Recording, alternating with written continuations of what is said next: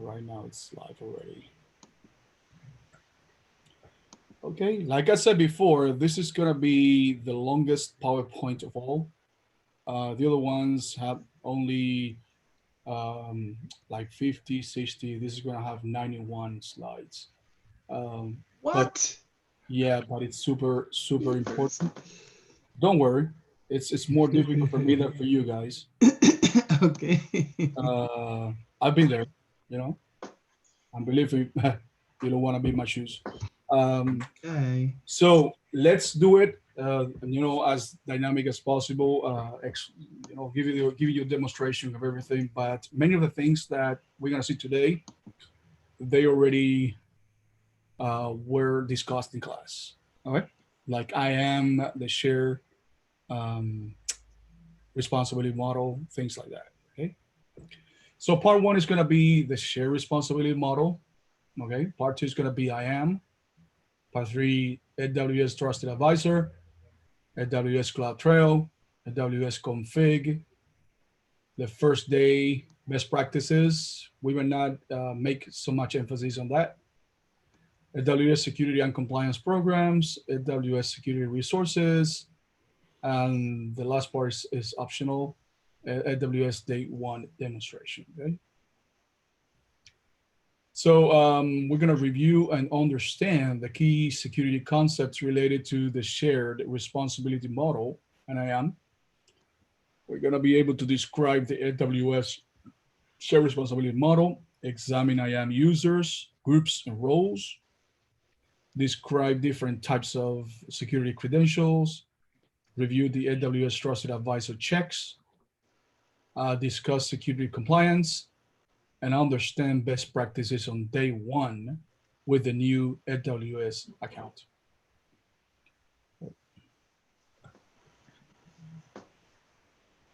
So I think that we have spoken about this guy several times, right?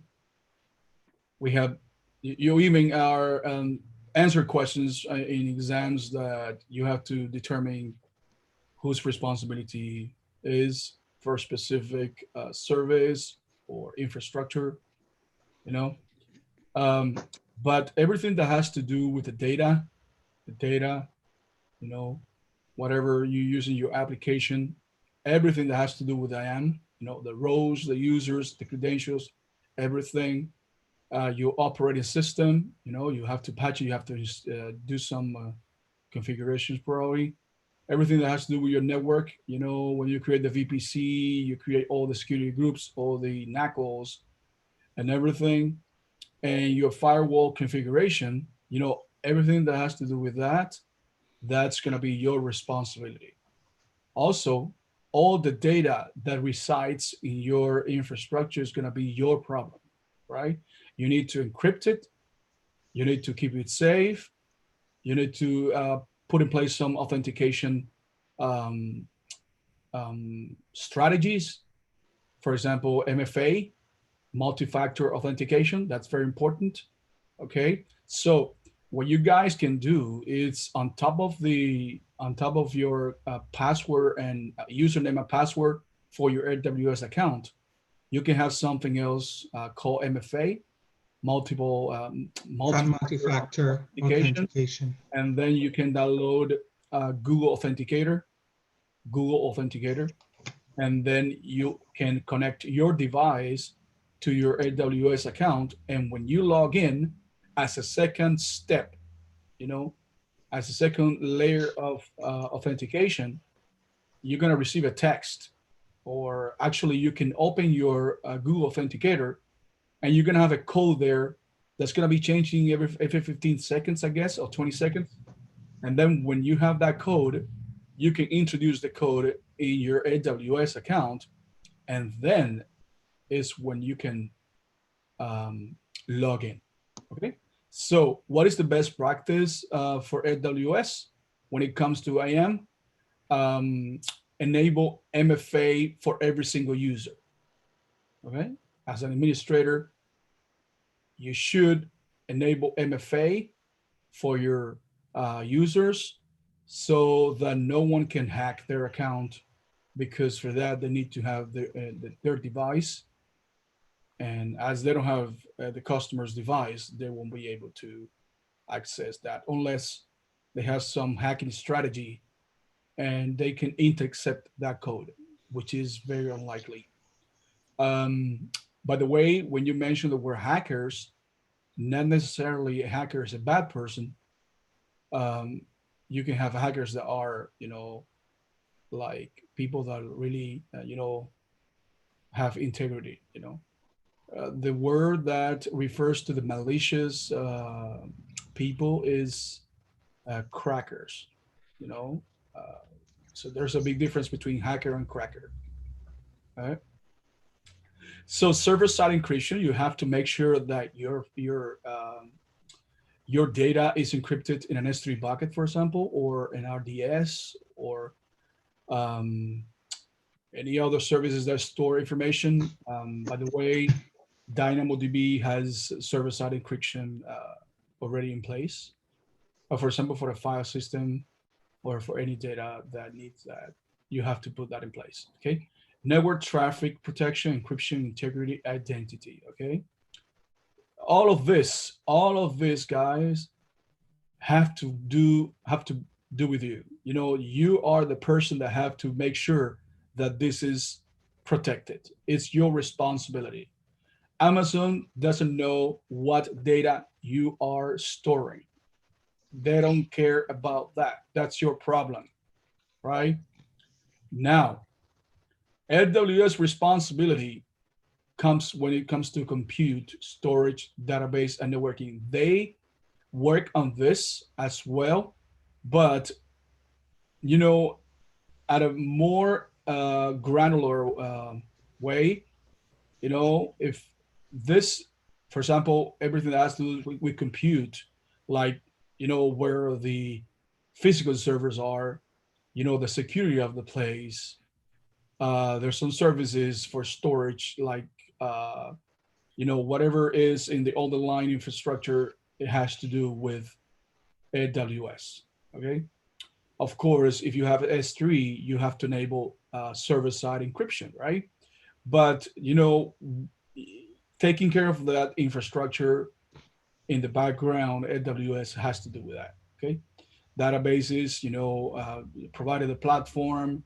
Um, it all depends on the database you're using. Don't forget, right?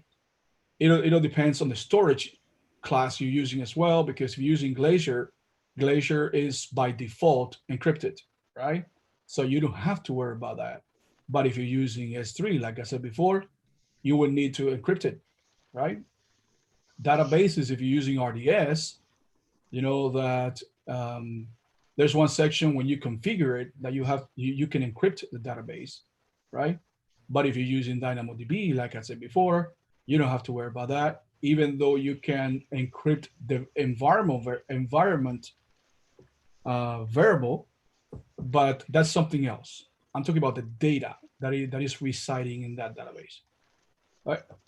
Networking, it's you're gonna be putting in place some of the protection of that, but when it comes to a deeper level of networking, AWS is gonna take care of that. Okay, even though you have to do this, but when it goes beyond this, AWS will take care of that. The regions, you don't have to do anything with the regions. You just select the regions. That's it. But whatever maintain that region. Um, uh, keep that region intact with in terms of security and all that. AWS is the one that has that. Okay, availability zones. You're working inside the VPC, right? Inside the VPC is your responsibility. Outside the VPC, which is the where the availability zone is, you don't have to worry about that. That's AWS's responsibility. Also, edge location. Don't even think about it. You don't have to do anything with this guy. You know, that's AWS's. So if you think about this, probably whatever. If you see it from a different perspective, you can say that probably whatever is inside the VPC is your responsibility. You know, um, in respects of, I mean, what it have to do with you. right? Because you know, a database may be inside the VPC, right? But you know, that's what I explained before. This is your responsibility. AWS is whatever else is their responsibility, not yours. Okay. Is there any question? I see some students asking questions. Any questions? Okay. I have a question. Go ahead. Go ahead. I have seen a lot of integration to I was reading an article this morning about the integration of IAM with Google, specifically around G Suite. And I see a lot of software on the cloud that integrates logins through Google and Facebook. Mm-hmm. How secure is that? Well, I can tell you it's very secure because in the background it works with tokens and Okay. with tokens and tokens are unique of that particular um, user. Okay, every user has a token, right? But that's something that it's Google responsibility more than anything, not the service that is Google integrating with. You know, Google has in place some strategies to make that secure, but um, I cannot tell you to what extent that is secure. But I know that it works with because I created a program once, a full stack application where um, you can log in with Google, and I saw all the process in the background, and it takes a lot of code and a lot of libraries for JavaScript. But what I can tell you is that the person that logs in has a unique ID that is given by Okay. unique ID that is given by Google only, right? And then with that ID, everything is going to work with that ID and also provides a cookie, okay? That's going to maintain that session as long as the user is logged in, okay? I'll send you the article that I found. It actually Yeah. integrates through IAM, the G Suite, and also through the MFA, through Mm-hmm. which I thought that was pretty tight, you know? You use it, Yeah, it's good for AWS organizations. yeah.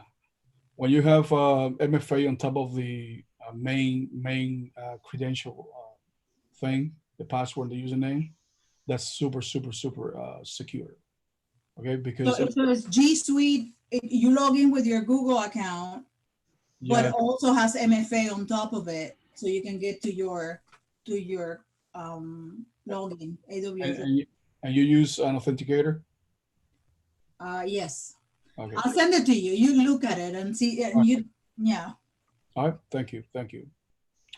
And by the way, there was one student today that I think it matters from this class. I think it matters from this class, right?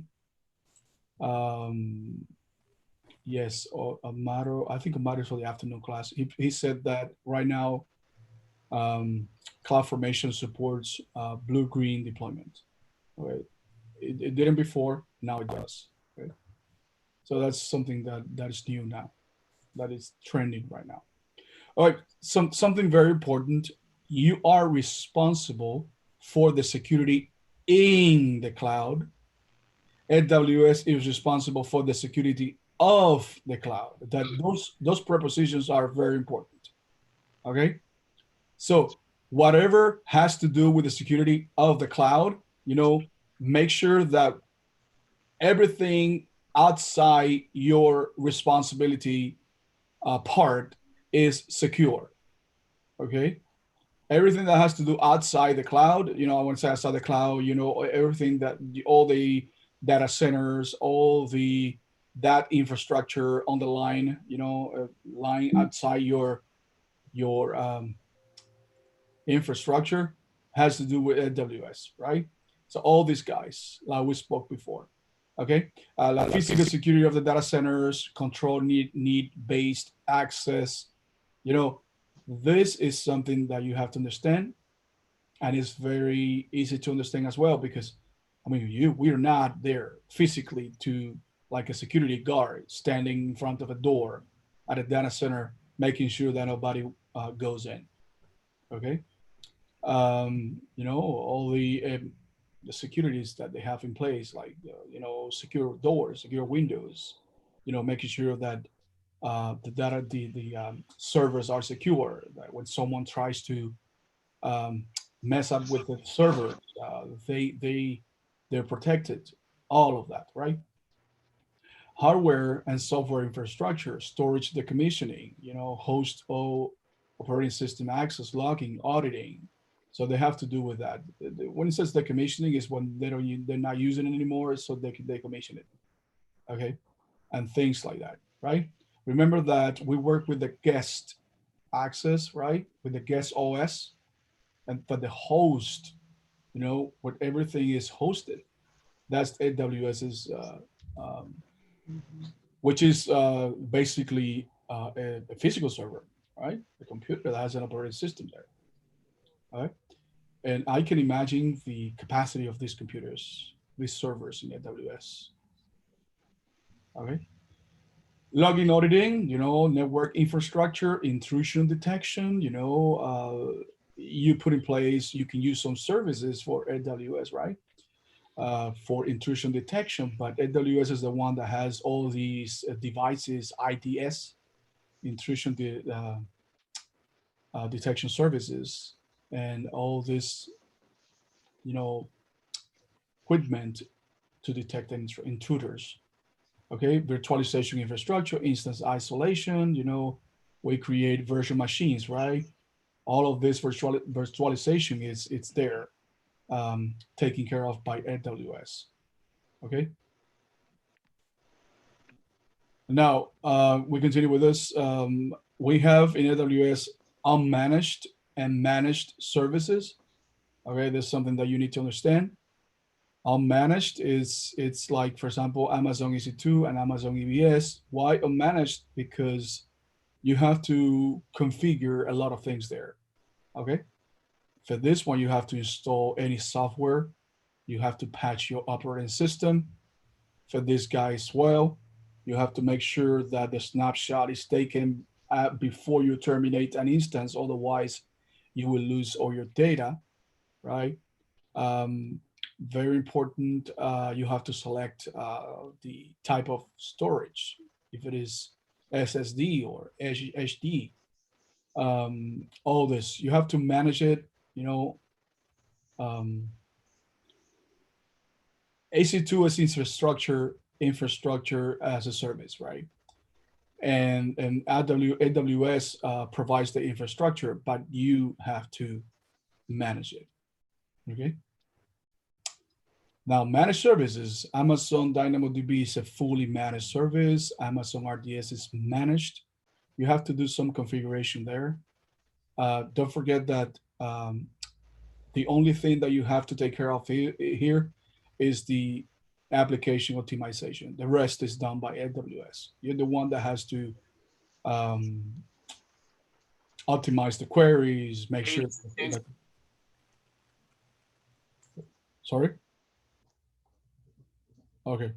You're the one that has to optimize the queries, make sure that the database is well structured, all that, right? But the rest is taken care of by AWS, unless you are holding or hosting your database engine in an EC2 instance, then your database becomes an unmanaged service. Okay, but if you're using RDS, and then inside the RDS you have Oracle, MySQL, or SQL, or Postgres, or MariaDB, Aurora, all that is going to be managed by AWS. Amazon Redshift, this is a fully managed warehouse um, in AWS.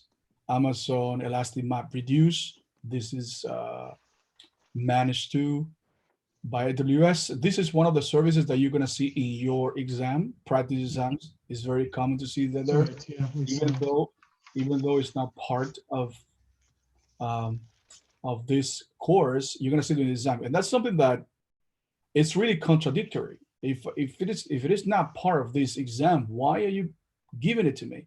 Okay, well that's AWS, right? So this is mostly for big data, right? Amazon workspaces. This is like a workspace, right? It's similar to a workspace, but in the cloud. Okay. So these are services that are managed, right? What do you have to do? You have to, you know, actually, no, this is AWS. The operating system and database patching. You know, if it is a managed service, that's what they do. If it is not managed, you have to do it. All right. So the customer logical access controls protect account credentials, right? Logical access is, you know, this is how you access um, your console, um, either using a username and password or using the CLI with the credentials like user the secret keys and access keys. So this is all yours. This is all you, and also protect your account credentials. Like maybe rotate the passwords every 60 day or something. You can do that with IAM. Uh, you can force customers or users to change their password after a certain period of time. Okay, that's possible too. So your responsibility as a customer is in the cloud. In the cloud. Here we have off the cloud, and here we have in the cloud. Okay, so the customer data application, the same thing that we saw before, right? Everything that's configurable by you, right? It's your responsibility. For example, instance operating system, including patching maintenance, you have to maintain your operating system. Application passwords, role-based access. You're the one that creates the roles, right? And the roles give access to other services. So you're the one that does that. Security groups, you have to, you know, create the firewalls. You have to, make sure that no intruders come into your EC2 or your subnet. You have to, prevent all these intruders, detect it and prevent it. You have to do both. Okay? That's your responsibility. And the network configuration, yeah, we talked about that already, and separation of access. You know, whenever you create users, uh, you create users without any access, okay? Any access. And you give them access as the need arises, Mhm. okay? But it's a good practice not to give users any access at all when they start. And then you go and you build on top of that. Okay?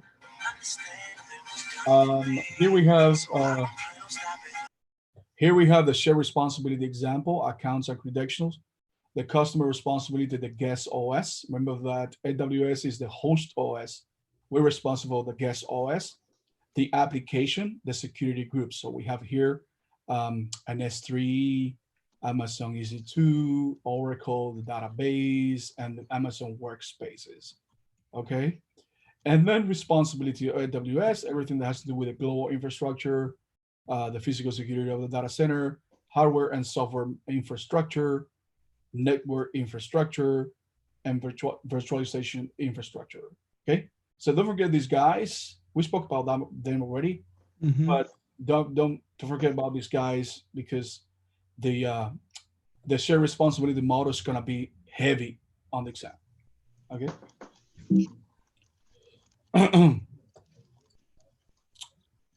So a summary of this: AWS and the customer share responsibility, security responsibility. AWS is responsible for the security of the cloud. Customer responsible for the security in the cloud. Okay.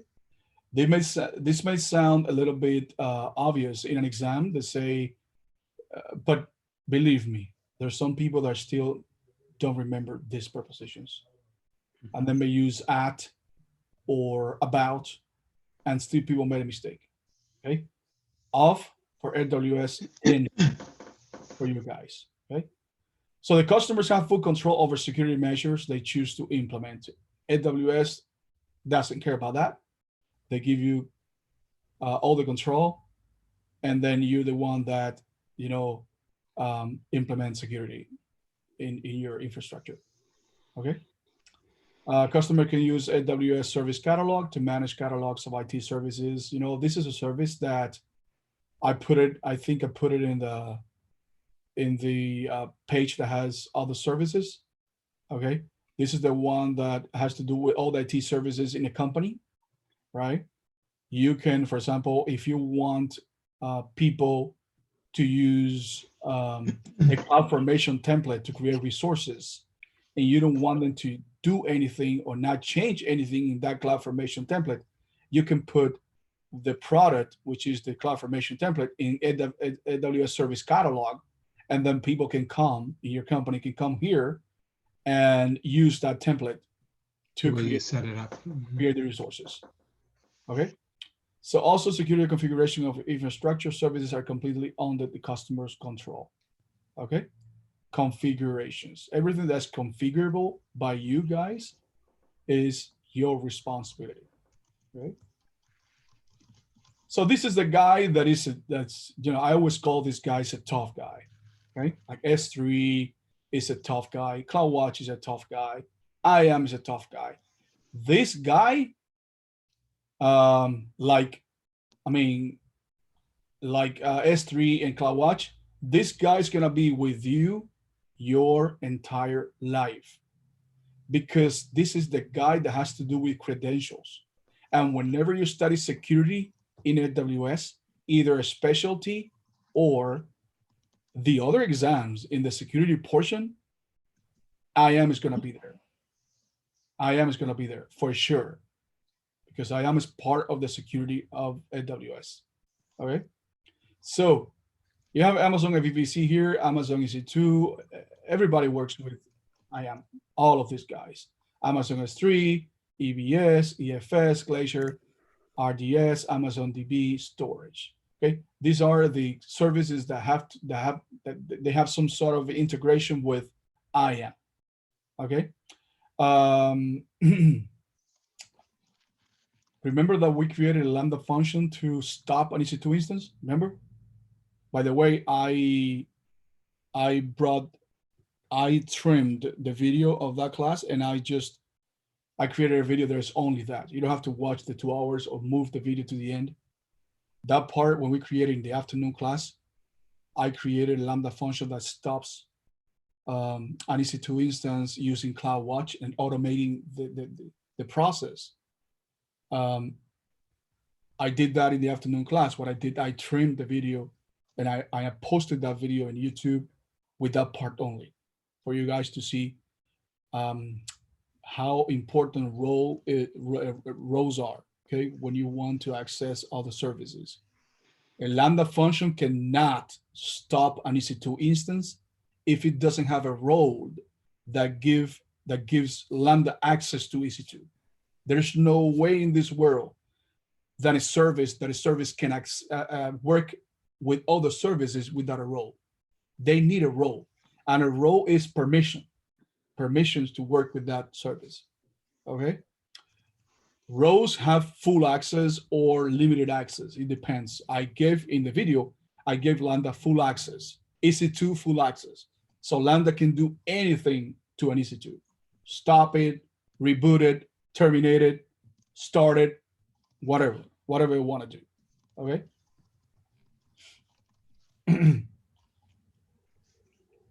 So when someone comes to your company, let's say an auditor, okay, an inspector, for example, comes to your company and they want to audit your company, that person's going to be there for 10 days. My question for you is, would you create a user or would you create a role? What do you think? I will create a role. A role. Row. Probably role. Right. Remember, user is sort of permanent, right? Mm-hmm. And a role is temporary, right? If we're having a person for 10 days only, what's the point in creating a user and giving credential and everything, when you could create a role for that specific time, and that's it. All right. So roles are very important for this kind of activities. All right. So what is IAM? It's a centrally managed access and authentication of your users to your AWS resources. It's offered as a feature of your AWS account for no charge. IAM is free, just in case you see it in the exam. IAM is free. There's no charge for IAM. You can create users, groups, and roles and attach policies to them to control their access to AWS resources. You can manage what resources can be accessed by who and how they can be accessible, terminating an EC2 instance, okay? Define required credentials based on context, who is accessing which service and what are they trying to do, okay? So you can either create roles or policies, and you can attach a policy to a role. We're gonna see that, okay? But this is how IAM works, okay? Okay, type of security credentials. You can have an email address and password. That's the main way that people use to access the console, right? Using this associated with your AWS account root, or you can use a username and password used for accessing the AWS management console. It's when you created a user, an IAM user. Remember, this guy is not an IAM user. This is just your account as a root account, right? An IAM user is created when you create a user, right? Access and secret access keys. So they're used for the CLI. Remember, we used them to configure the CLI. Mhm. And also for the SDKs. This is for developers, right? And you have multi-factor authentication, also known as MFA. So you're going to see MFA probably more than multi-factor authentication. So don't forget that. It's an extra layer of security. Of course, it's a second layer of security that, believe me, it makes your account super secure. It can be enabled for root account and identity and access management users. So you right now can go to the console and go to IAM and enable MFA for your account. But you can also enable that for every user that you create, right? Also, the key pairs used for SSHing into an EC2 instance. Okay, so remember these guys. These are the guys that I use to access your AWS services. Okay, these guys. Again, this is what the root account uses. This is what the users that you create use. This is for the CLI. This is an extra layer of security for both the root account and the user IAM users. And this is for SSHing into an EC2 instance. Okay, you will need the key pairs for that. Okay. So root account access versus IAM access. Root account, it has all the control. Okay, it has the control, and the privilege cannot be controlled. Why? Because you cannot change the privileges. It's the root account, right? It has all the privileges ever existed, all of them, right? So you cannot change the privileges. It's controlled by AWS. It's your account. You're supposed to have all the privileges. Why would you control that? What would you control yourself, right? If you're the owner of the account, okay? When it comes to privileges, you can enhance and make your account more secure, but that's something else. So you have full access to all the resources. There's nothing restricting you, nothing. You may have some limits when you have a new account, and especially when it's a new and a free account. You have some limits, right? But you have access to all the resources, full access, right?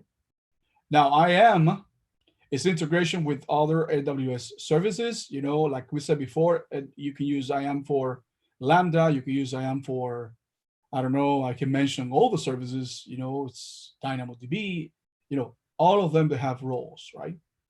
Identity federation. This is when you use a third-party thing like Cognito users pool, or you want to have something like Active Directory or something like that to work with on premises. When you want to access accounts using a third-party provider like Google or Amazon or Facebook, all that. Secure access for applications, right? And granular permissions, of course. When you have a policy and roles, all that, you can make this very granular. It is specific for users, okay? IAM allows you to follow a least privilege principle. I want you, do me a favor, guys. Remember this expression. Remember this expression. I know what I'm telling you. Remember this. That's going to be in your exam. This expression here. Follow the least privilege principle. What does mean? It means that you start an IAM user with nothing. And then you start giving access as the job requires. Okay? That's very important. The least privilege principle. Okay? Best practices. I want you to remember this section too. That's going to be your exam too. Okay? When I see that's going to be your exam, it doesn't mean that that's going to be like 100%, but there's a high probability. I'd say 95% is going to be your exam. Okay? Always delete the root user's access keys. Okay? Some people say delete them. Other people say disable them. Okay? But these guys, they have to disappear one way or another, because if someone gets access, gets a hold of these keys, you're going to be screwed, because they can have access to all the accounts that are under that root account. Let's say that you have an organization that has 20 member accounts. If they get these keys, they get access to all that. They get access to your resources.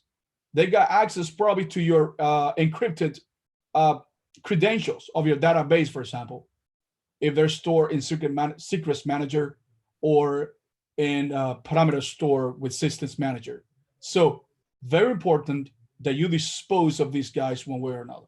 Okay? Very important that you don't use your account. You have to create a user for yourself.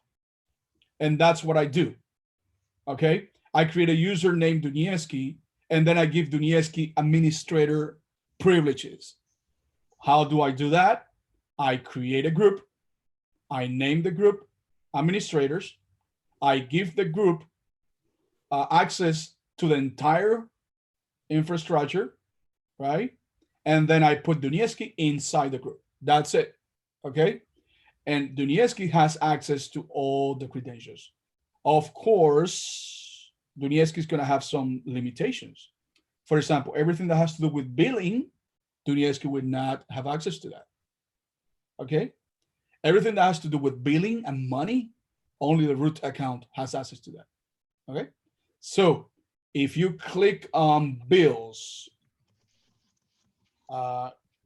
when you're logged in as your user, it's going to tell you that you don't have permissions for that to see the bill, okay? So, Duniski, which are those specific, 3-4 things that root accounts have as privileges that administrators don't have? And unless granted, I imagine, right? To be honest, I'm not sure. Okay, no big deal. Because I always use my root account, and I'm using, sometimes I've used this. I know that for bills, I don't have access for that. Let me show you that. One moment. Let me see if I'm not mistaken here. So, so this is my root account, right? I'm gonna sign in as my root account, see? I think that if I, as Dunieski, I guess, I think I use Dunieski, and then I can do this. I think I used, Account ID. All right, one moment. Let me see if I can. Let me log in as my root account. One moment. So, Dunieski, IAM.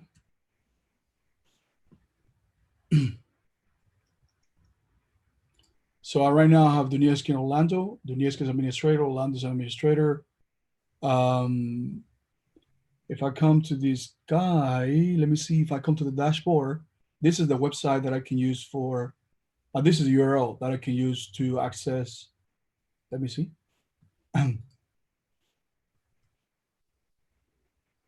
All right, this is Dunieski. The IAM user is Dunieski. And then let's see if this works now. All right, so I'm inside my account, okay? As Dunieski, you see here, Dunieski at Dunieski Otano. Dunieski Otano, it's the account. And then I can go here, the bill. Let's see if I put bill. See billing. You see, you don't have permissions to access billing information for this account. Contact your AWS administrator if you need help. If you are an AWS administrator, you can provide permissions for your users or groups by making sure that this account allows IAM and federated users to access billing account. Okay, so it's all, so by default, I don't have access to billing, right? But if I need to have more access to that, then I would have to talk to Dunieski, the root account, and ask them to give me access to the billing information. So I believe that a user can have as much as the AWS administrator is willing to give. Okay. You have to require IAM permissions. Okay. So you have to make sure that you have access to the billing information and you have the required IAM permissions. So it's simple. You create a policy and that's it. But this makes sense, right? Because everything that has to do with money, why would a user have access to that? The administrator is the one that should have access to that. Unless the user is a finance manager, for example, then you can give that finance manager access to the billing portion. Okay. But for example, I don't have any privileges for this billing section. No, this is for information. But credits, for example, I don't have any, billing preferences. I don't have permission. Everything that has to do with billing, access denied, you see, access denied. When I created this user, I didn't give this user access to the billing information. Okay, that's something that you can create. But his user would be subject to whatever the administrator give access to.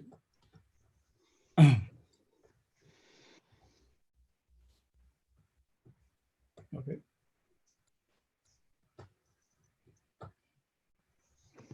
So grant administrator permission, just in case the person, if you create a user, right? That's what the best practice is. And then you give that user administrator access. You enable multi-factor authentication Mfa. I had that before, but I removed it because it's kind of annoying. The MFA thing, every time that you have to log in, you have to open Google Authenticator, get a code, enter it in the console. Oh man, it's a pain. So I removed it. But this is my account, and this is for just practice, right? If you're having an account in production, that's the best you can do, right? Then you use IAM credentials to interact with AWS. So when you create a user, you give the user both access to programmatic access and console access, right? Programmatic is the person will use the access key ID and the secret access key. We saw that already when you create the user. And you can provide access to API, CLI, SDK, and other development tools, okay? And when you give access to the console, then you have an ID or alias, which is in this case,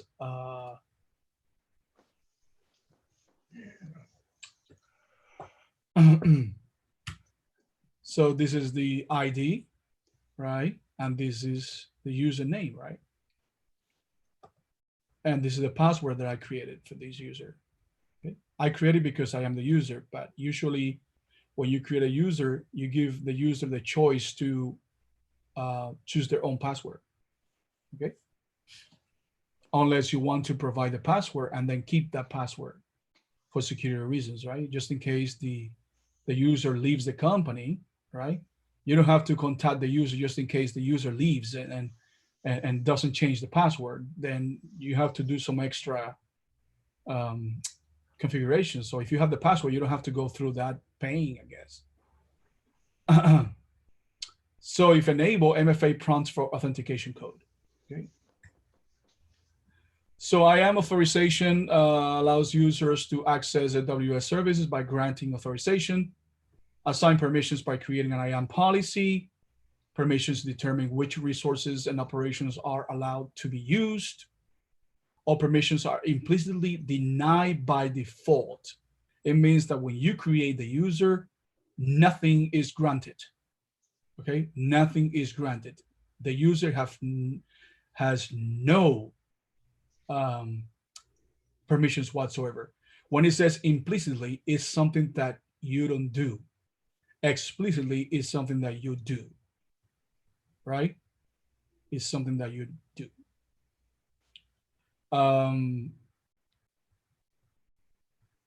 Well, actually, it's the opposite. I'm sorry. If something is implicitly denied, it means that it can never be allowed. So it means that it's denied by default and it's denied, right? But this is implicitly that you can go ahead and just change it. But when it's denied, it's denied. Okay? When it's explicitly denied, is completely denied. Okay? So that's what it means. Okay?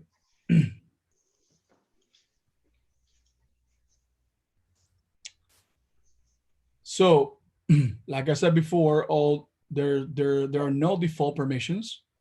All actions are denied by default, implicit denied, unless they're explicitly allowed. So it comes with that allowed. So whatever is explicit, it can be never changed. Okay. Best practice: follow the least privilege principle.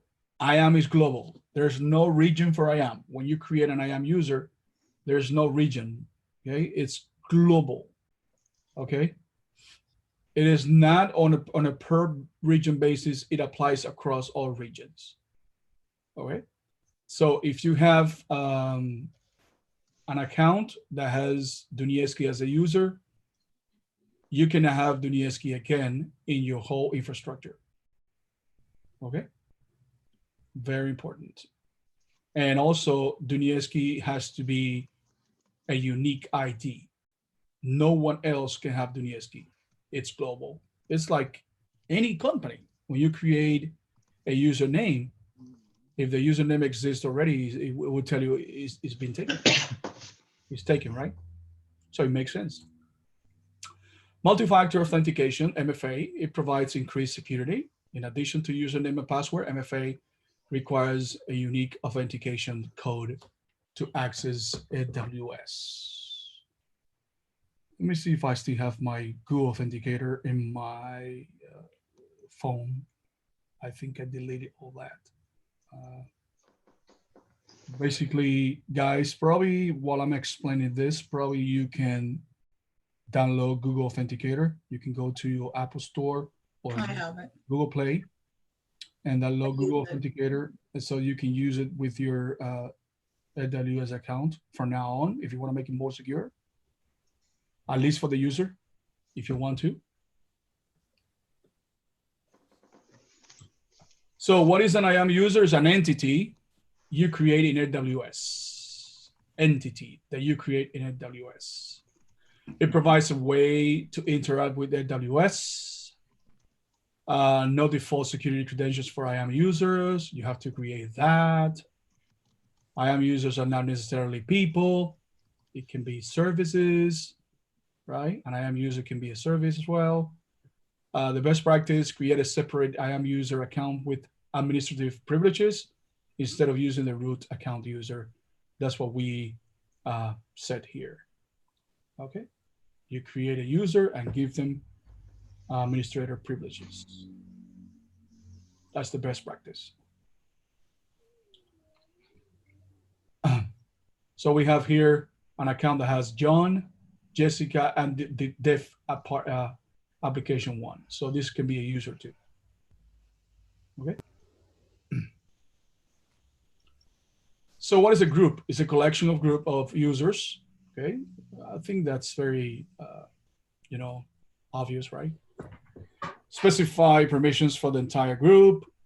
Best practice, create a group, give them permissions, and then put the users inside the group. It's bad practice, very bad practice to create permission for each user individually. That's bad practice. Okay. Always create a group. And that's going to be one of the questions in the exam. I'm sure about that. Always create a group, give permissions to the group, and then put the users inside the group. All right. There's no default groups. You have to create the groups. Groups cannot be nested. It means that you can have a group inside a group. Okay. That's very important. A group inside a group. No, it doesn't exist. Right.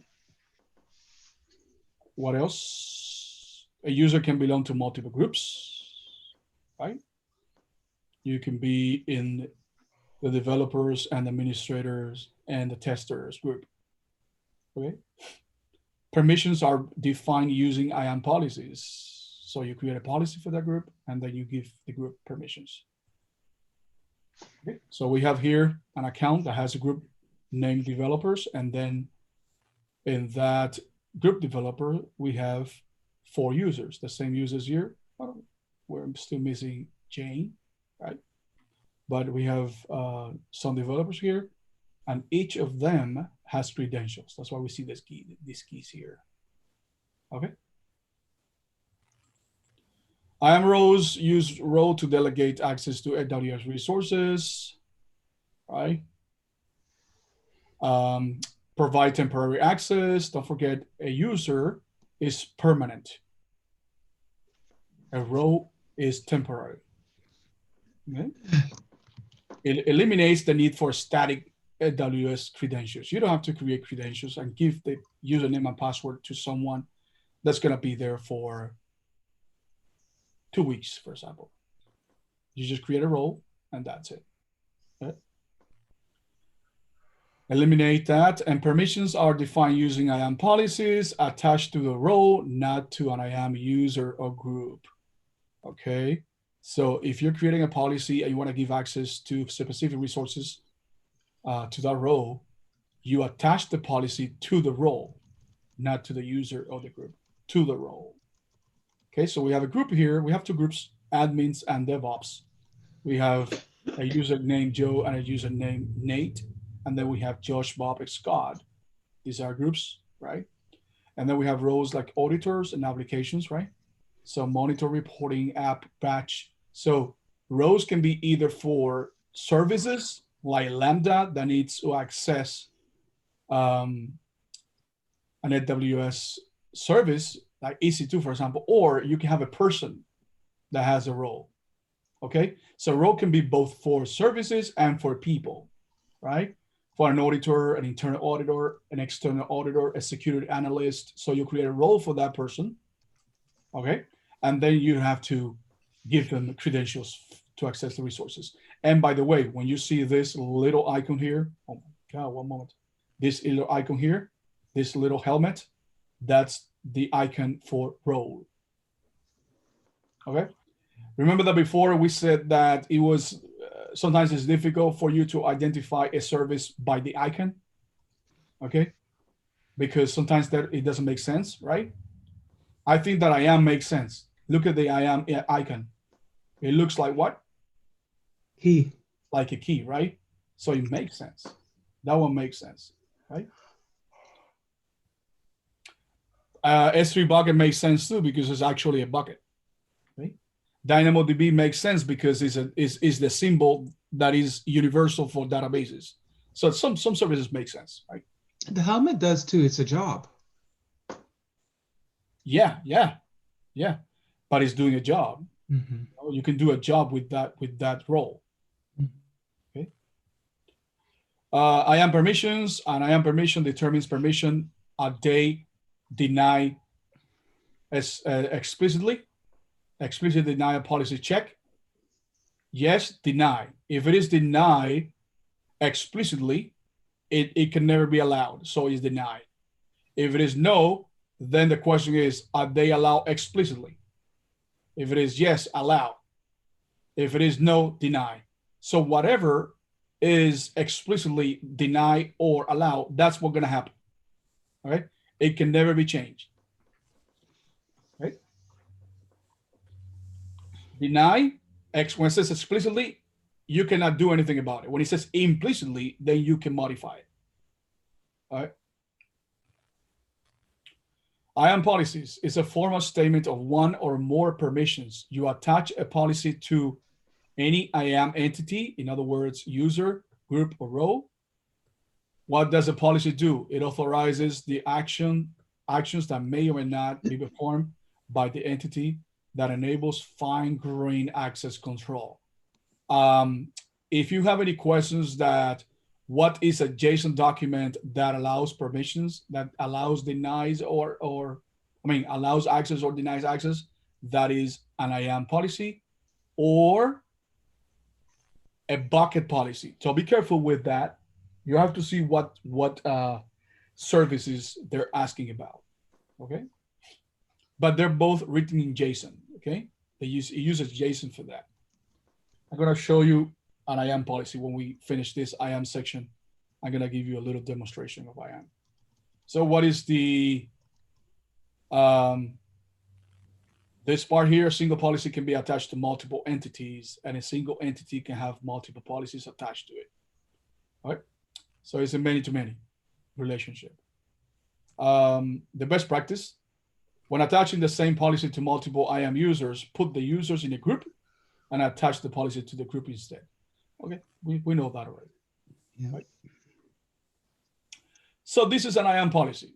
You know, it may look horrifying when you see it the first time, but as you become more familiar with policies, you will understand it, you know, more easily. For example, explicitly give user access to a specific DynamoDB table. And for example, here we have a version of this policy. The statement is an array of resources of actions, of elements here of this policy. When you see this square bracket, it means that it's telling you that there are several inside. So the effect is allowed, right? The action is going to happen in both DynamoDB. Everything that has to do with DynamoDB inside DynamoDB, all the tables. This star means a wild card, and a wild card means that everything that is in DynamoDB is going to be here. Everything. It replaces everything. Same with the S3. All the buckets, you're going to be allowed to access to all the buckets and everything, all the tables in DynamoDB, right? Now the resource is going to be this one, you know, the account number without hyphens. You have to have the region and the account number. This is a generic URL or generic ARN, Amazon resource name, okay? And then the table name, okay? So here we have the AWS Amazon S3 ARN as well. And then you have the bucket name here. So you are going to have access to the bucket name, and whatever is inside the bucket name. When you see this slash star, it means that you have access to every single prefix or every single folder inside that bucket. So that's what it says, allowed all these guys here. And it's so incredible that with this document, you have so much control. It's incredible the way this is tailored. It's incredible. I see like something really, really smart. With only one JSON document, you can have so much control. Incredible. So here we have another policy here. We're actually the same policy, but another effect. We have deny Okay. Action, the DynamoDB in this here, not resource. Okay.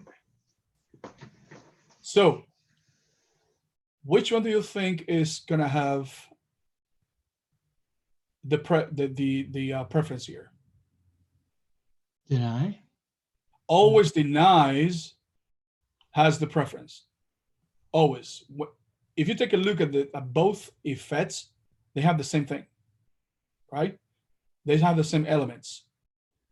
The condition is different, right? The resource here and the not resource, okay?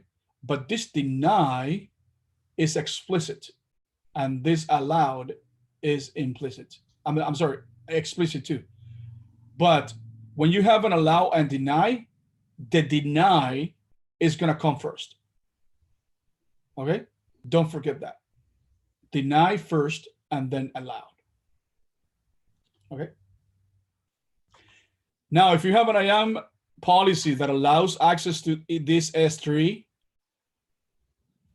what the system is gonna do is gonna take this first. This is more, if I can say it between quotation marks, this is more important than the IAM policy. Okay, because this is more of the S3 bucket than IAM. IAM is for the entire account, right? And this is more specific for a bucket. You can have IAM role for the bucket, but the policy of the bucket, it's more important than the IAM role. Okay, don't forget that. Okay, this is for IAM, right? This is IAM. But if you have a policy in the bucket that allows the traffic, that allows access to the bucket, this is going to be overridden by the bucket policy. Okay. So IAM policy assignment, you have a policy, you assign it to a group, and then the group is going to affect the user and the role. Okay, if they are inside that. But you know, the IAM policy, it works with all of them. You can attach a policy to a specific role, to a specific group, or to a specific user. Okay. IAM demo. So if I come here and let me sign in as a root account.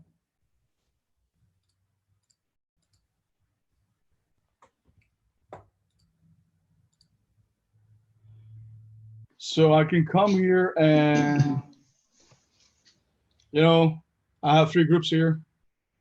I have Amazon administrators, administrators 1. I created this group. I don't know why I have these 2 groups. I'm just giving you a demonstration of the groups, right? So inside this group, I have 2 users, Orlando and Dunieski. Orlando and Dunieski, they have all the privileges. So if I take a look at the policy. Professor, I just have one comment.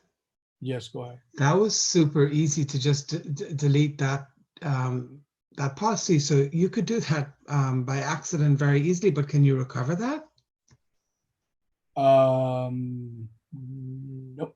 There was no like, are you sure, or anything like that. It's just like gone. Well, if you want to delete, they're gonna give you. Let me try this one. They give you a warning. Got it. I didn't see it the first time. Okay. Are you sure you want to delete this? Yeah. I didn't see it the first time. Okay. I was like, wow, that was just too easy. Okay. So if I have these guys here, so I have some permissions here that I attach to the group, and I see the administrator access. Okay, if I take a look at this, I can see the JSON policy here. You see, the effect is allowed action, every single action in the entire account, and the resource, every single resource. That's what the star means. Okay, that's the administrator's access. Okay, of course, if I want to give access to, for example, billing or something, then I would have to attach another policy, probably. Let me see if I have a group here. and I see Duniski attach a policy, maybe he probably billing. Okay, and then I can give a billing, attach a policy, this one, and then I have billings in here, billing. Let me see the policy, what it has. You see, I can come here and see the billing, the usage, the payment methods, everything. Are you seeing this, Oscar? Yes, I am. Yeah, Okay. yeah. Now, if I log out, right? If I log out and I log in as Dunieski, right? And then I come here to billing.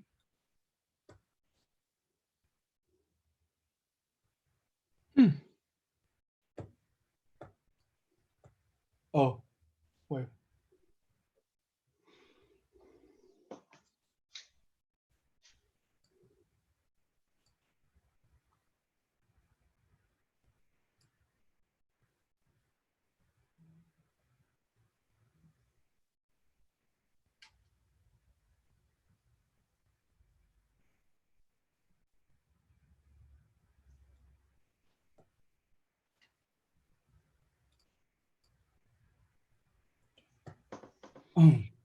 Okay.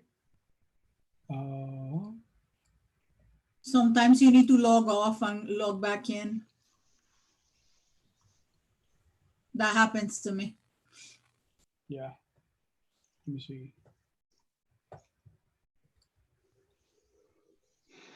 Okay. Let me log back in.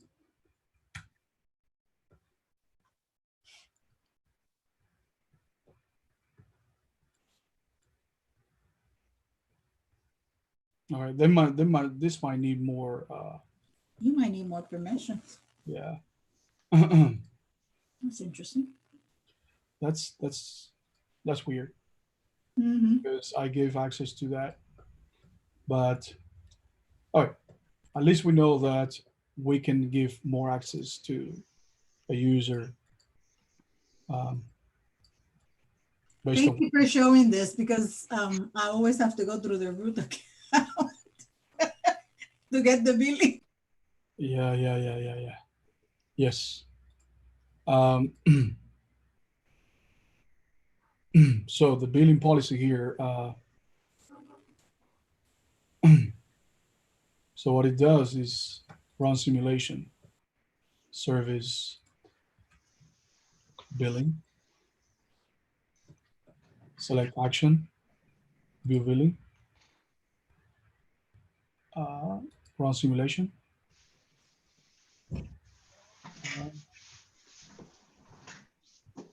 Do matching statements, show statements.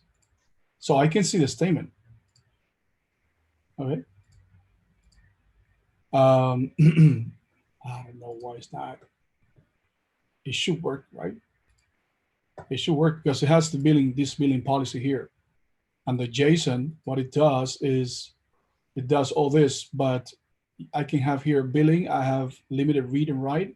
Okay. I have full access to the budgets. I have full access to the cost and user report, and I can purchase something. Okay. I can purchase. Okay. Not a problem. Okay, not a problem.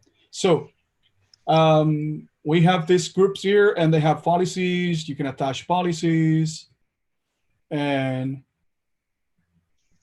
I think that the Nearpod presentation should be there, right? It's not there. Yes, yes, it is there. Amaro is in the Google Classroom. It is, yes.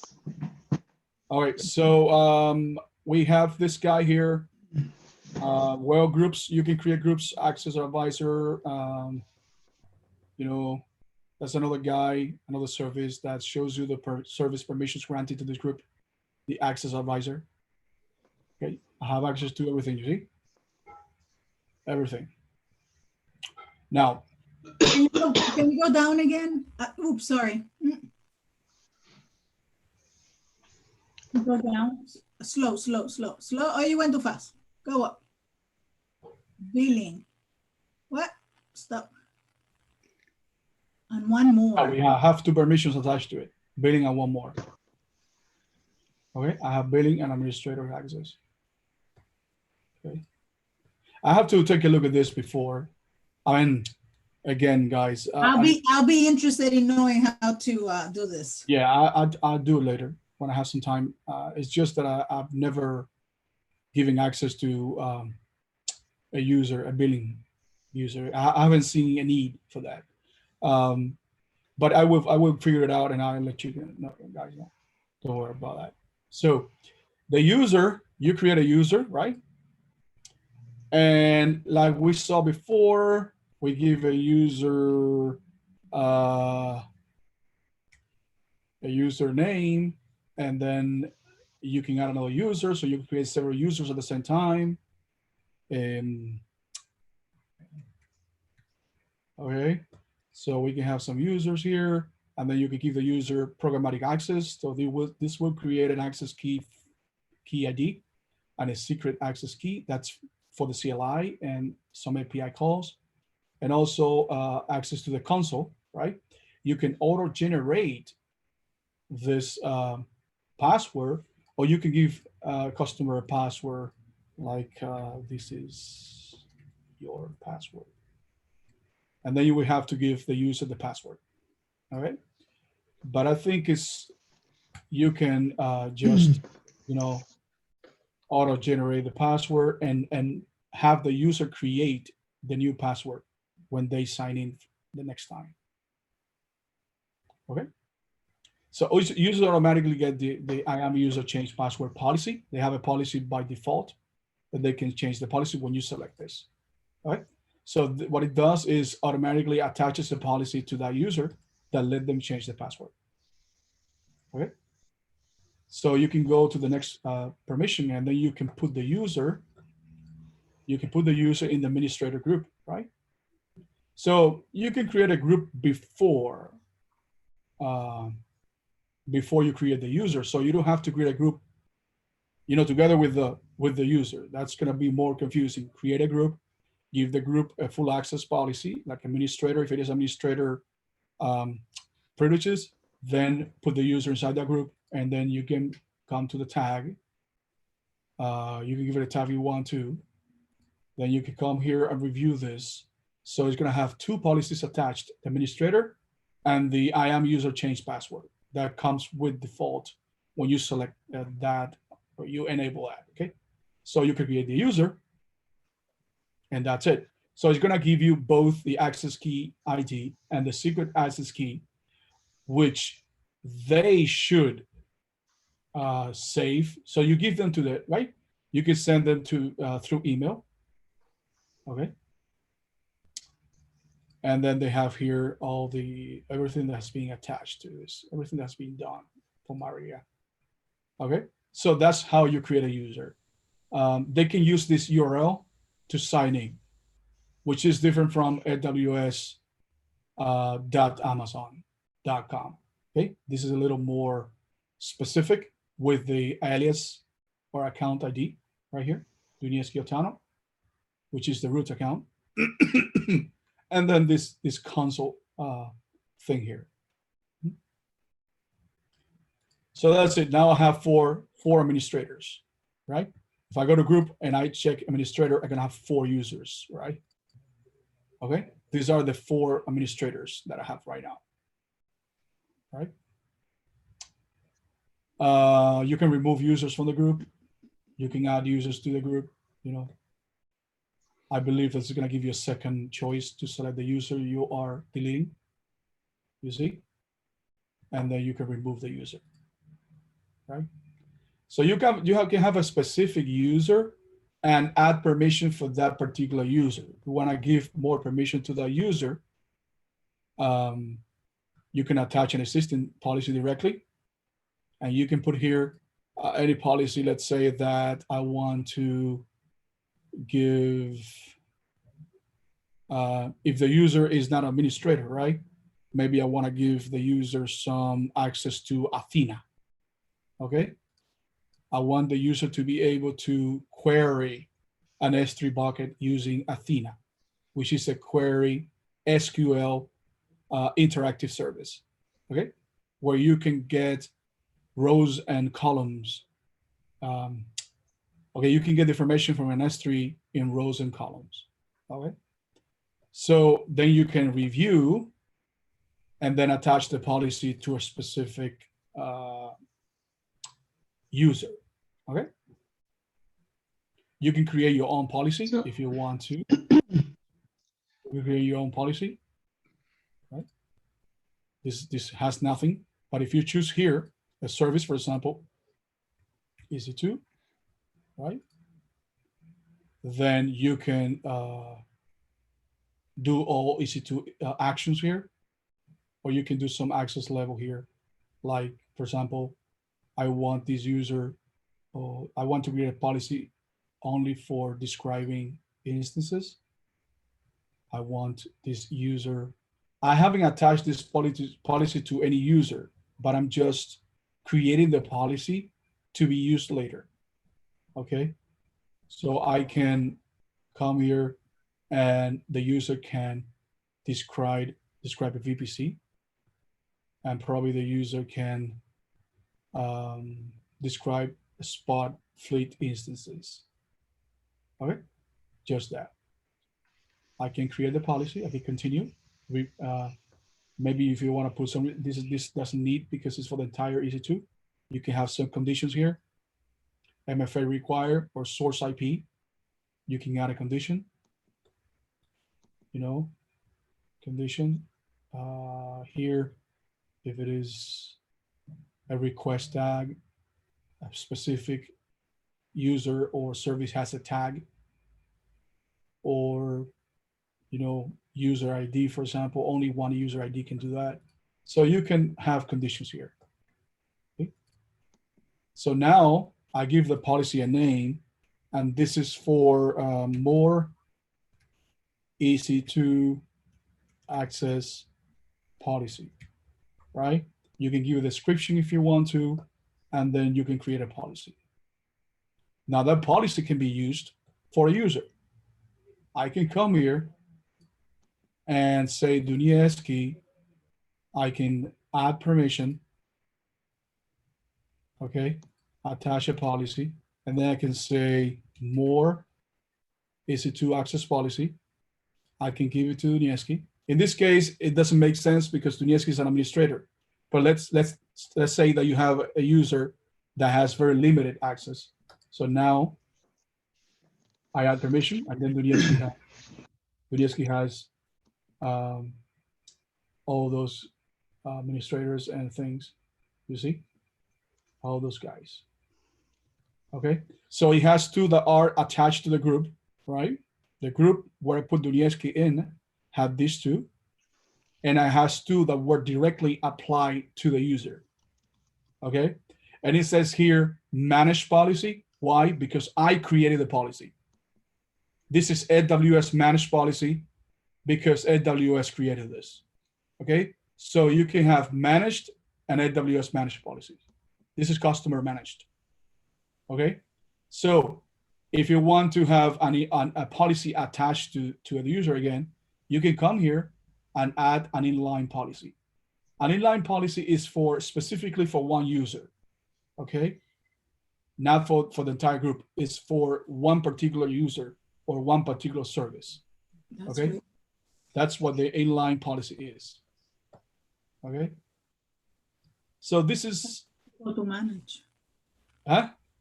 That, I mean, it's powerful that you're able to do that, but that's difficult to manage. Yeah, you see now, this is the policy that I created. Remember that I chose the actions, describe instances, VPCs, you know, allowed. Yeah, you see, AWS generated a policy, a JSON document for me when I selected the actions. Nice. Okay. Yeah, you can edit that if you want to. You know, you can come back here and edit it. You know, Can you edit the AWS managed policy though? Yes or no? No, Because no, remember no, you no, had it. No, no, you cannot. no, you don't. So you can't No. take theirs and like edit it and rename it or anything like that. No. No.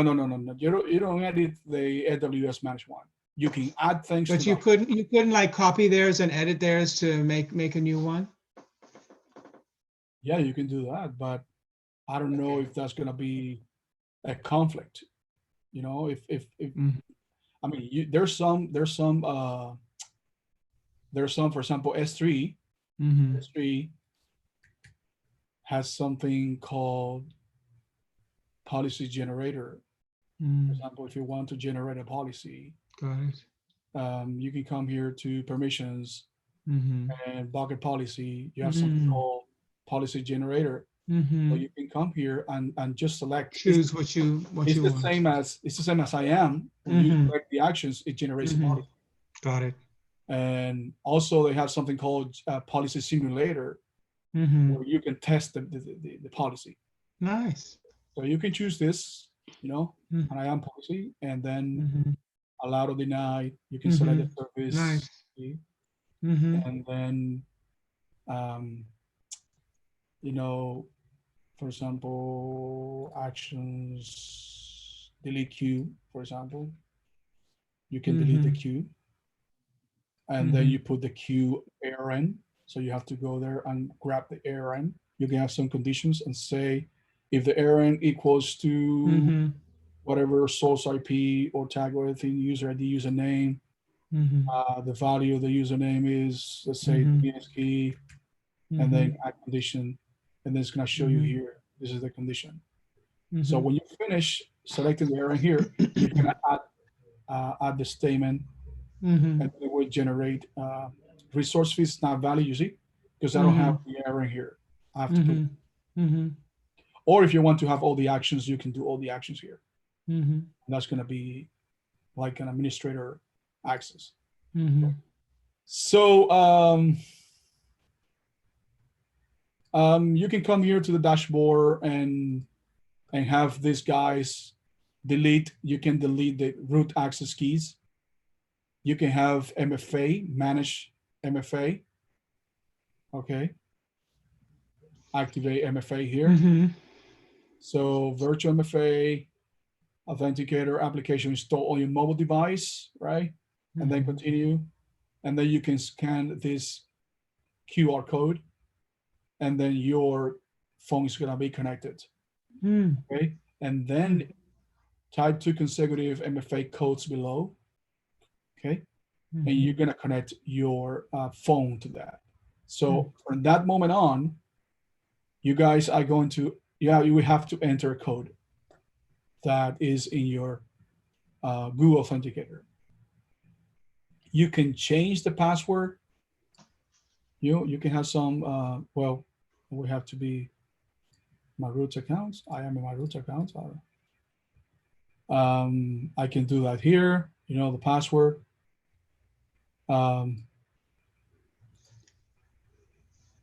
Okay, so you create a password policy, for example, set password policy. So here's where you can force some measurements in your password. Require at least one uppercase, you can choose that, and require at least one lowercase, you can choose that, at least one number, one alphanumeric, non-alphanumeric character, like at hashtag or something like that. Expiration, every 90 days, I want the customer to rotate, private password reuse. Let's say that you can remember the last 10 passwords, and I don't want you to use a password I used before. Okay, so you can do all this as an administrator. You can do so many things. You can have policies here, attach a policy, delete the policy. I don't recommend deleting. Well, actually, you cannot delete an AWS managed one. You can't, right? You can detach it, and you can attach it, but you cannot delete it. This is proprietary of AWS. Okay, so this one cannot be deleted. Okay, good. So guys, I think it's time for you to have a break. So I'll see you back here at 10:55.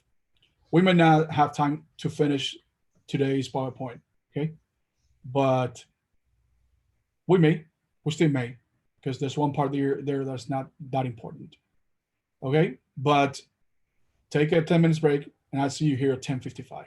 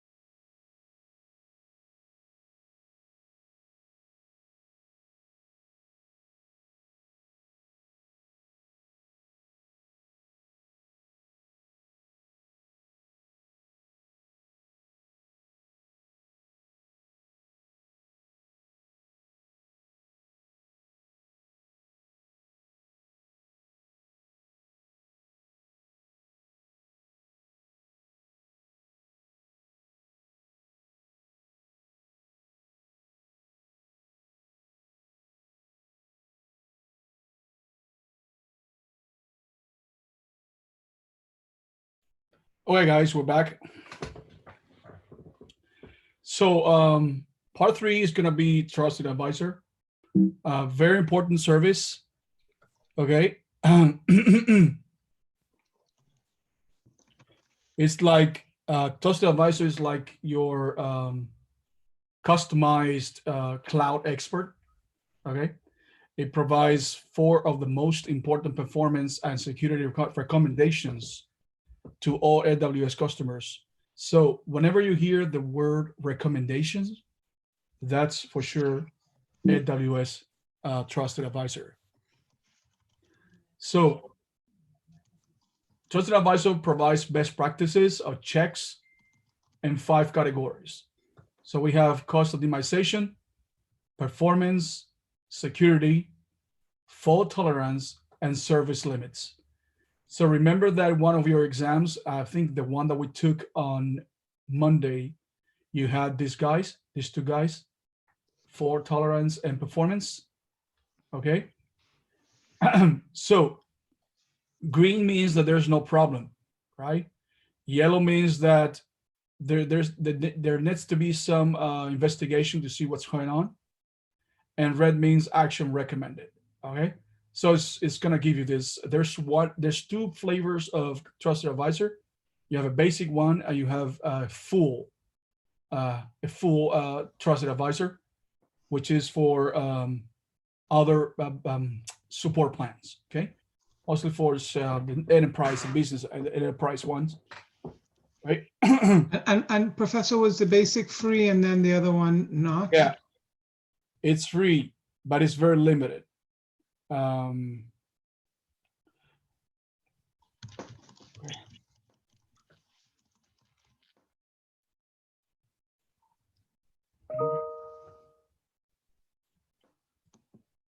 right, so the 6 best practices available to our customers: service limits, security groups, specific ports unrestricted. It will tell you when a port is it's open, right? Or something, and IAM use, multi-factor authentication, MFA of root account, elastic block store, public snapshots, relational database services, RDS, public snapshots. So it will tell you to work on all this, give you some recommendations for that. Okay. So Trusted Advisor provides a suite of features for you to customize recommendations and to proactively monitor your AWS resources. Okay, it gives you notifications, access management. So these are the things that AWS Trusted Advisor provides, and you can customize this and you can monitor your resources.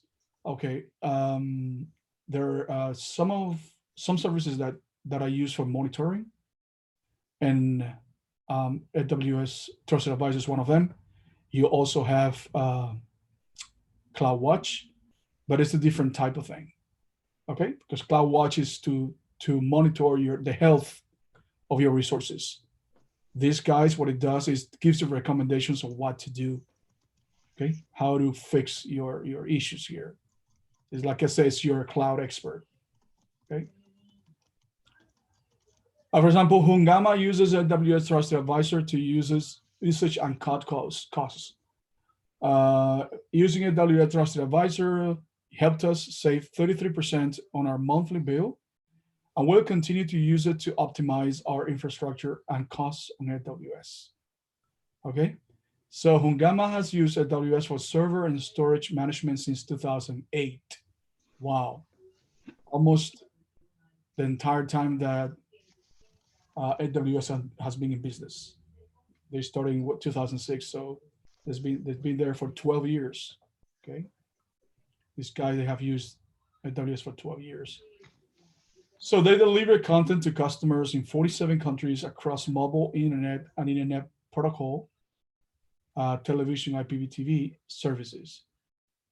The company uses Amazon S3 to host more than 60 terabytes of content, and Amazon EC2 and Amazon RDS for server and storage management. Okay, so you see, this guy, they're a big company, right? They're a big company, and they're not using DynamoDB.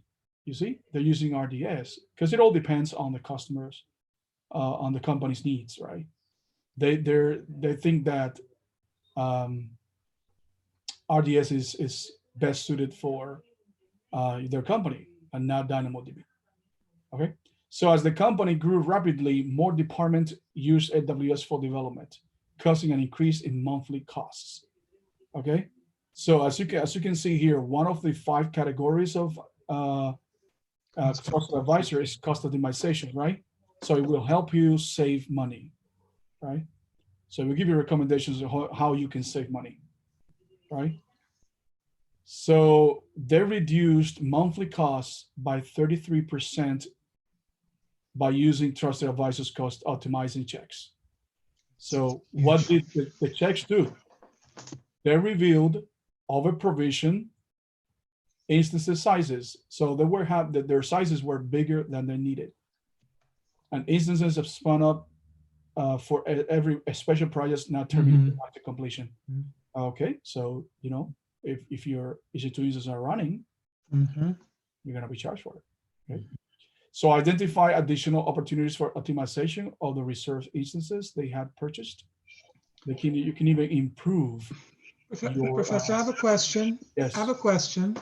So this part here about having EC instances running, EC2 instances running for longer than you need, that they hadn't been terminated.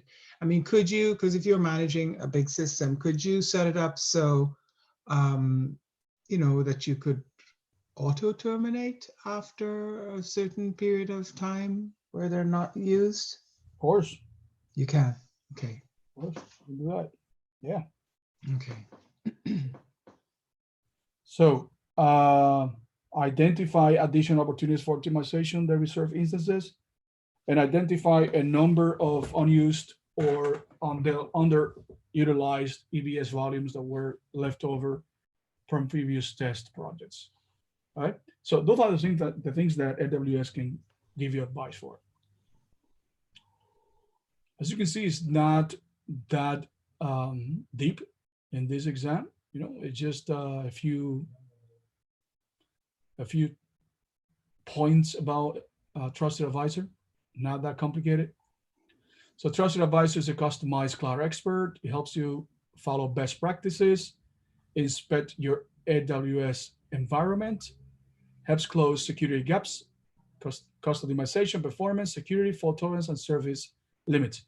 Okay, I think on Monday in the exam, you had something called inspector. Yes. Okay. Well, inspector is only for EC2 instances. That's something that you need to understand. Inspector only for EC2 instances. Trusted advisor is for your entire environment. Right? CloudTrail. I think that we have spoken about this guy several times. Okay. This is used for record API calls. Okay. So what is an API call? It's just when one service interacts with another one. That's an API call. Okay. It will deliver logs files to you. So CloudTrail also has logs. Okay. For example, if someone starts or stops an instance, it will be logged here in the log files. Someone uploads to Amazon S3, someone creates or modifies databases, it will be logged in the logs of CloudTrail. All right. So every single interaction that people or services have with other services is going to be recorded by CloudTrail. Okay. What you have to do is just create a trail, and that's it. Okay. You don't need to know how to create trails, all that. You need to know only what CloudTrail does. Okay. So what are the benefits of CloudTrail? It gives you user and resource activity. It can check that. It's looking at that all the time, right? It gives you simplified compliance. It's not complicated. It's very simple, right? It's always on, okay, 24/7, 365, always on. Security automation, right? It's being automated. You don't have to do anything. Once you start working, it's automated, right? All the logs are being filed, automatically. And analysis and troubleshooting as well. Okay, so it would give you some analysis reports, and then you can troubleshoot whatever is happening in your services. Okay. So the overview here. So an activity happens in your account. Next, CloudTrail captures and records the activity and calls it a CloudTrail event. Okay.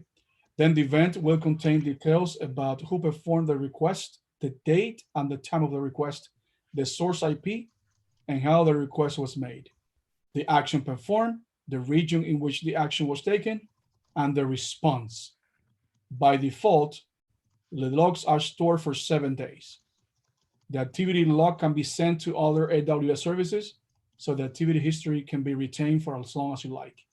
You know the service that will store those logs? Yep. You know that service, right? Yep. Which one is it? RDS. What is it? What? RDS. Well, I don't know.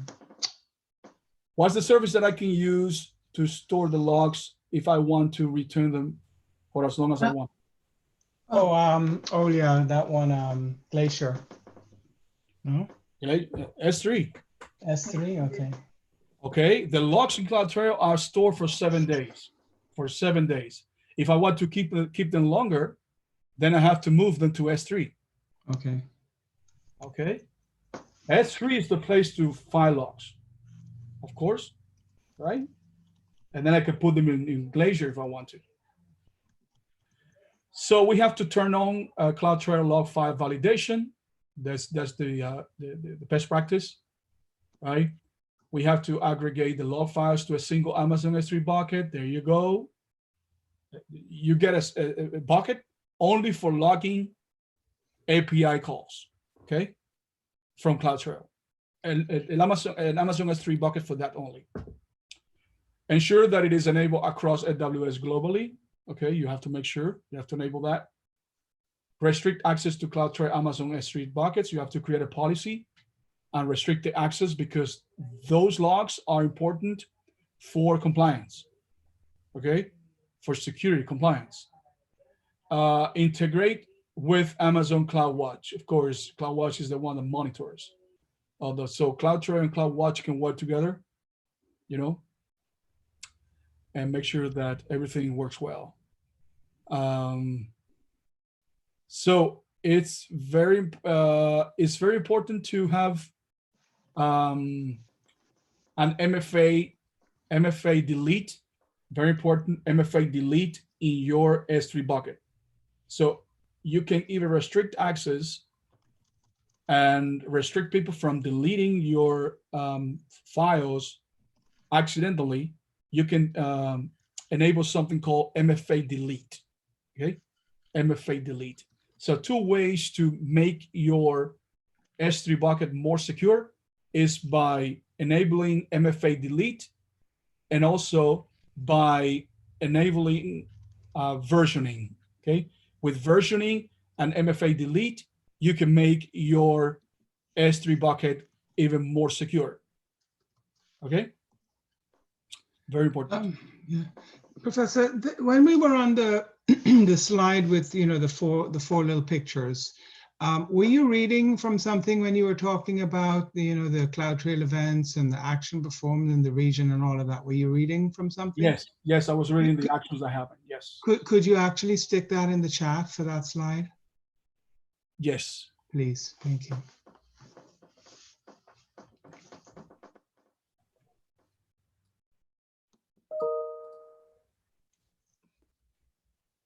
One moment. If you take the exam for the quiz for this class, you're going to have that in the feedback. Oh, really? Okay.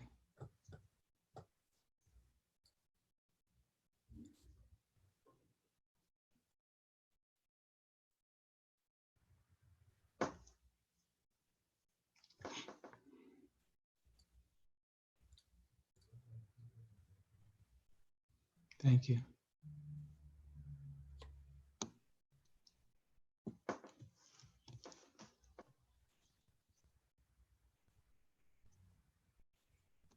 Thank you for providing that YouTube file. John, other boards. Thank you. The good thing is maybe good, maybe not good. You know, a video like this may be like probably most 3 hours. 3 hours. I don't think that you can cover everything in 3 hours. Okay.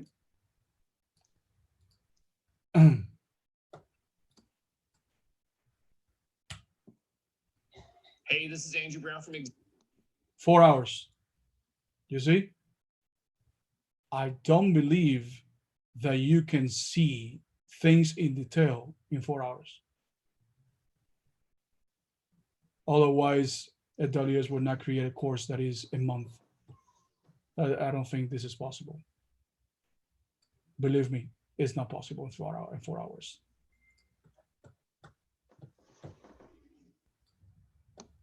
They may tell you, you know, what you should know, but going into details, I don't think in 3 hours is going to be enough. 3 hours is not enough to go over security today. Only security. So AWS Config, this is a guide that is fully managed service that enables you to assess, audit, and evaluate the configuration of your AWS resources. Okay, so this guy it's whenever you hear let me tell you the keywords for this. Whenever you hear trusted advisor, that is recommendations. Okay, just take down these keywords, recommendations, right? When you hear CloudTrail, it's API calls or API activity. When you hear AWS config, configuration changes. Okay, those are keywords that you should remember for every service. All right. So AWS Config is a fully managed service that enables you to assess, audit, and evaluate the configuration of your AWS resources. Okay, it's continuously monitoring your resources, continuously assessing, change management, operational troubleshooting.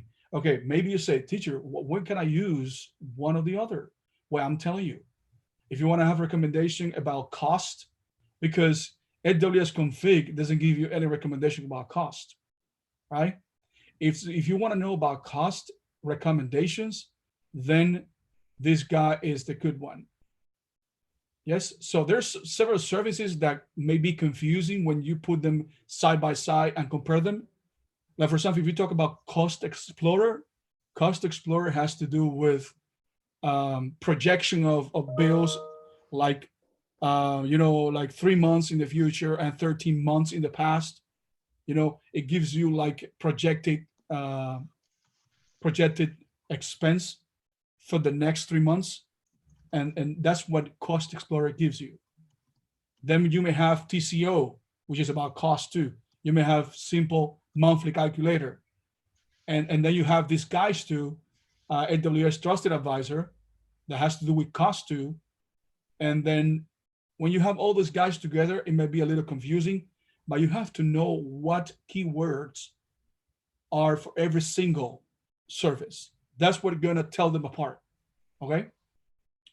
So yeah, the one about that you mentioned originally, since the very first day, probably about recommendation on Trusted Advisor, is on every single exam, and pretty much to, I mean, you have to read all the questions for sure, but whenever you see that, I mean, I've double checked that it's every time, like you said, you know, recommendation advisor, recommendation advisor. I mean, without any single... yeah, because it's the only service that gives you recommendations.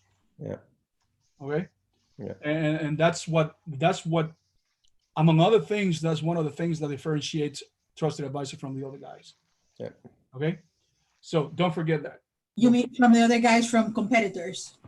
Yeah, from the services that, you know, are similar to Trusted Advisor. Oh, within AWS. Yeah. I'm talking about AWS. No, not Yeah, outside. no, I was outside. saying to Maria. Mhm. Yeah.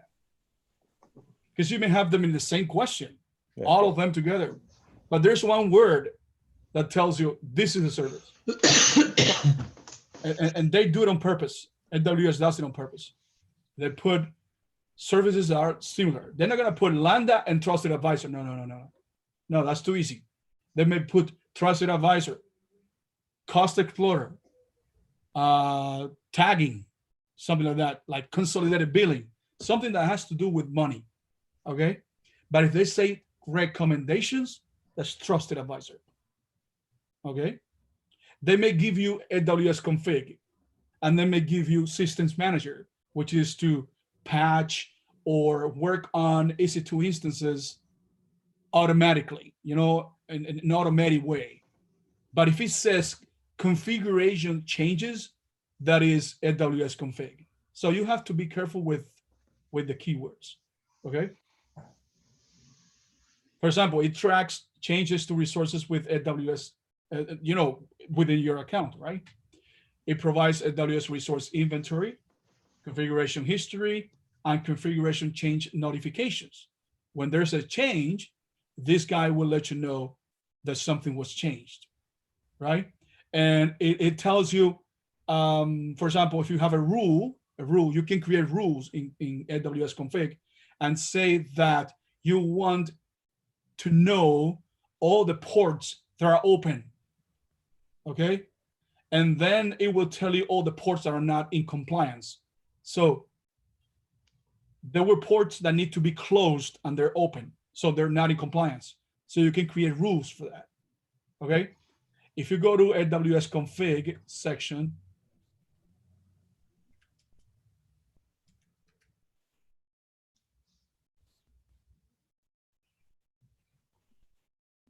okay, you can create a rule, right? You can record resources supporting this region. What do you see here? Is it a tough guy or not? Look at that. Everywhere you're gonna see S3, everywhere, okay? You can choose a bucket for another account. You can choose a bucket from your account. If I click here, I see all my buckets here, right? You can create your bucket that's gonna be named, you know, or you can name it the way you want, you know. And then you can put a prefix if it is optional. You put it inside a particular folder.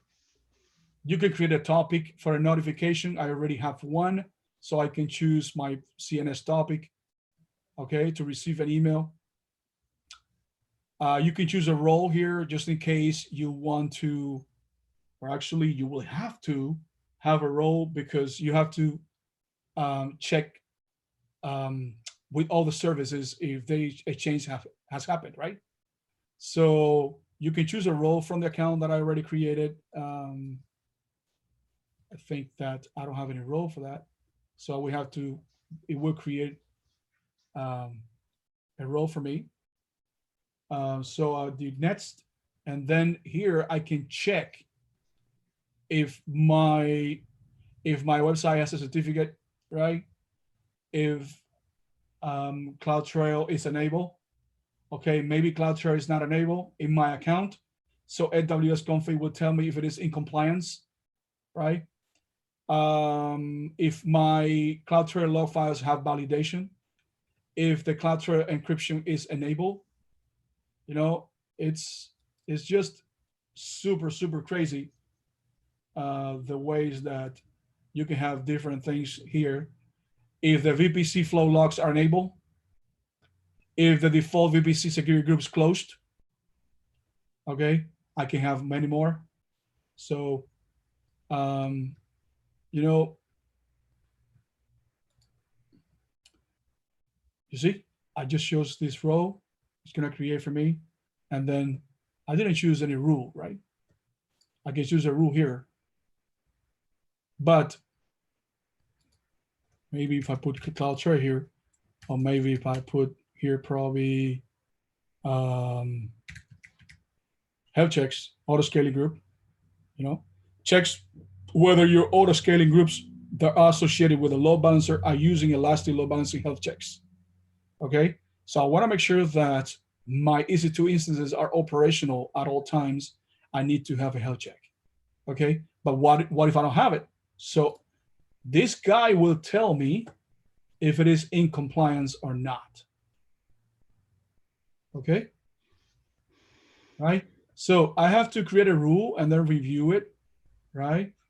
And then when I confirm it,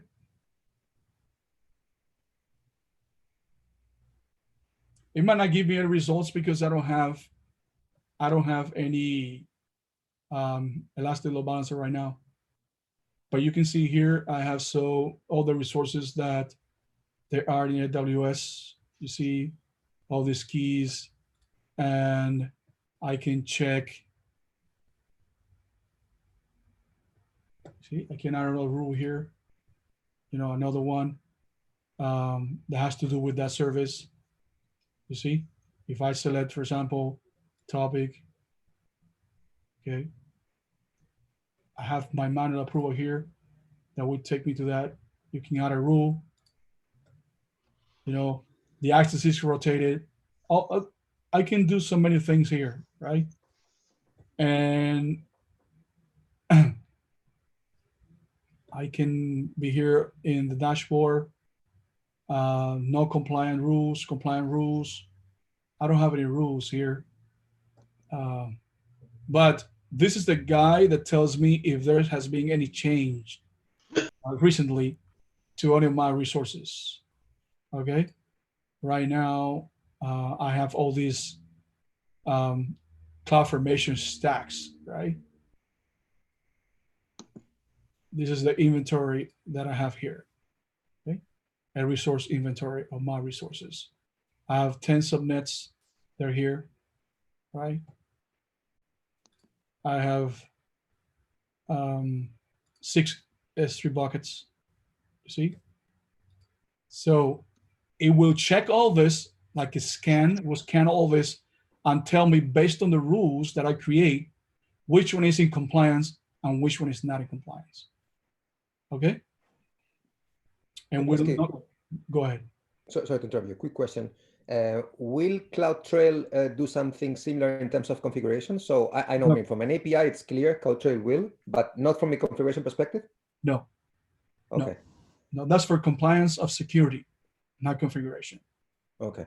All right, this is for compliance if based on that rule that you created, like all ports open, like CloudTrail is enabled or something like that, it will tell you what's going on. If it is compliant based on the rule. The compliance we're talking about when it comes to CloudTrail is for security purposes, okay? To make sure if someone deletes something, you know how to catch the guy because CloudTrail contains that information. Yep. Okay. Okay. So you can combine this with CloudTrail for full visibility into what contributed to a change. Of course, when someone makes the change configuration, you can check both Aws Config to see what was changed and CloudTrail to see who changed it, right? So I don't think that you can get away with it with AWS. So you're saying AWS config what and CloudTrail who?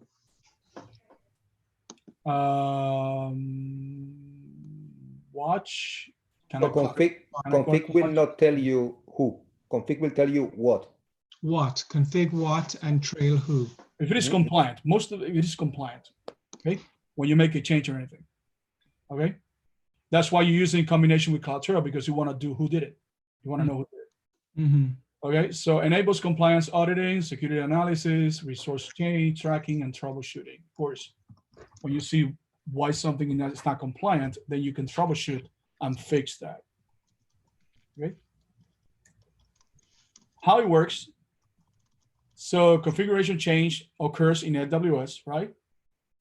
And then the config records and normalizes the changes into a consistent format, right?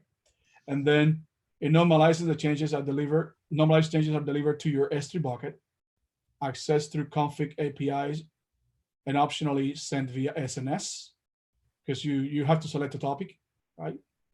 and config automatically evaluates a recorded configuration against your desired configuration. So the desired configuration is the rule that we created. Okay, so you want to make sure that something is enabled. That's the desired configuration. You select the rule, and then it will just evaluate that against your rule. Yeah.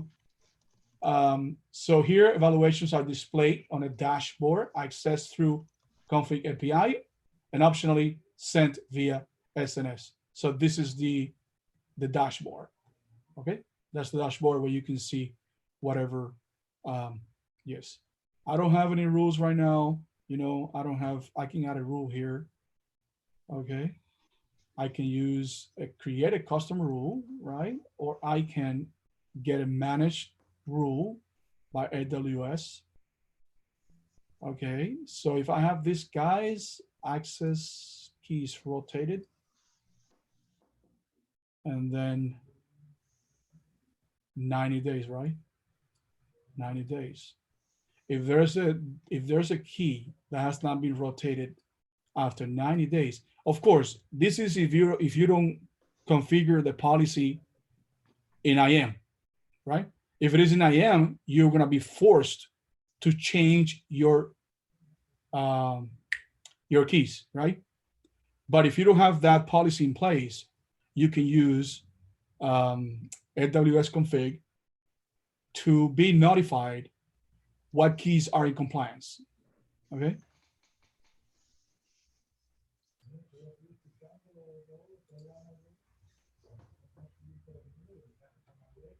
Okay.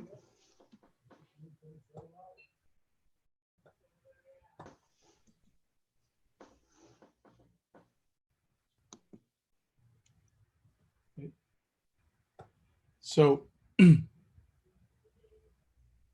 I don't have any problem with this because I don't have anything in place to work with this. I don't have any expiration or any access keys to rotate. Okay. So that's why it says no remediation action set. Okay. So, but that's the way it works. You have this dashboard that will tell you which one is in compliance, which one is not in compliance. Okay. So the config summary, simple setup. As you saw, it's not difficult to set up. You can customize the rules if you want to, right? Or you can simply select the one that AWS created for you guys. And continuous compliance is working, you know, constantly. Okay, there's no stopping for this guy. Okay, so day one with a new AWS account. Okay, let's say that you have a new AWS account, right? This is the things that you have to do as soon as possible. Like I said before, stop using the root account. Okay, what are we gonna use instead? The IAM. An IAM user, right? Mhm. And what are we gonna do with the IAM user? Make them an administrator. I don't know. Sorry. Put them in a group, Yes. okay? And that group has to have full administrator permissions, right? If it is administrator, right? So we add the IAM user to the group. And then you yourself are going to sign in using your new user credentials. Okay, that's the best practice. Store your root account credentials in a very secure place. Disable and remove your root access keys if you have them. Okay, that's the best practice. Disable and remove them. You don't need them. Okay, you don't need the access keys, the ones that you use for the CLI. So what do you need? The credentials. That's what you need. And for your IAM user. And the IAM user is going to need the access keys, right? But for your root account, the only thing that we need is credentials, right? And where are we going to put the credentials? you can put them in two different places. You can put them in manager and secrets manager.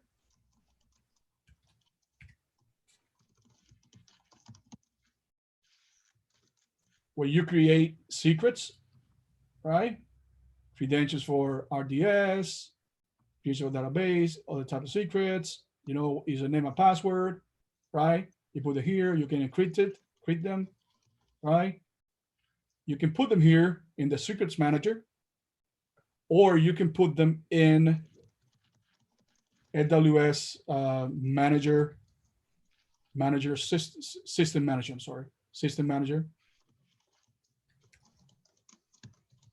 And then in system manager, there's one section here that says parameter store. Right here. Parameter store, you can, I have some parameters here. You can create a parameter, and then you can say the text, you can say something here, and then put the value, right? You can make it a string, a list of strings, or something that is encrypted. Okay, and of course you have to decrypt it when it gets to the place where it's gonna be used. Okay, so parameter store is option number 2. Option number 1 is secrets manager. Okay, especially for databases. Okay, databases credentials is what you use the most in these places. Okay.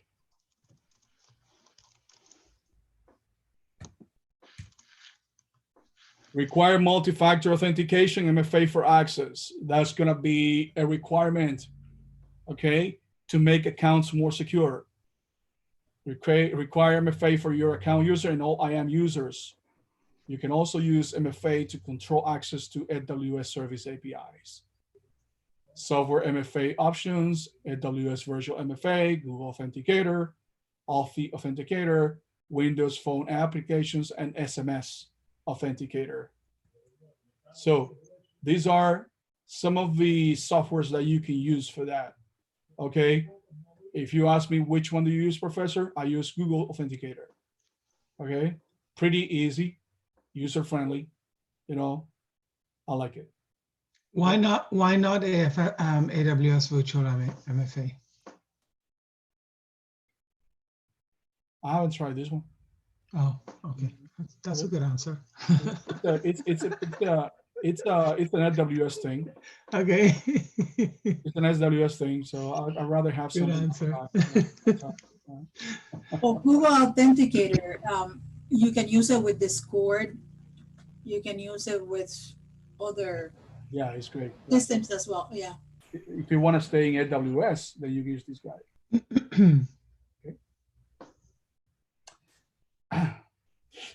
Hardware MFA options, key fob. Okay, that's for hardware, right? Something physical. Or display card offered by Gemato. Okay, you want to know about these guys, you know, there you can. You know, Google is offering something like this, a hardware MFA. I can't remember what the name of it is. It's like a little fob with a. Yeah. So the very first day, you create all this, you know, root account, multi-factor authentication, and then you enable CloudTrail. Mm-hmm. Okay. Mm-hmm.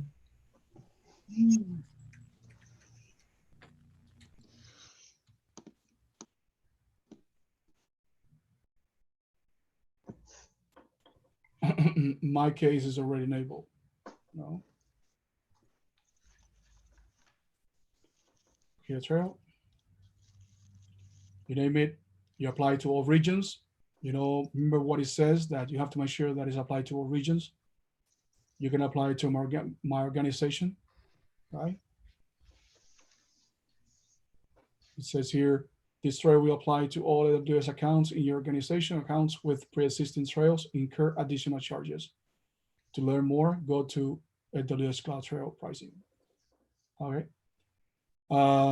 Read, write events, all of them. Log AWS KMS events, all of them. Yes. Log inside events, no. Maybe you want to have it, maybe you don't. You can record S3 object level API activity, or maybe Lambda. Okay. You can add an S3 bucket here if you have more. You create a new bucket, or no, I can choose the one that I have. Okay. You give it a tag and then create. Okay.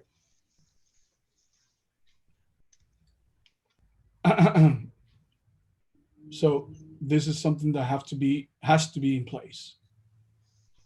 Okay. By the way, you can create users from the CLI. Okay, you don't have to do it in the console. Okay, you just need to be the root account. Okay.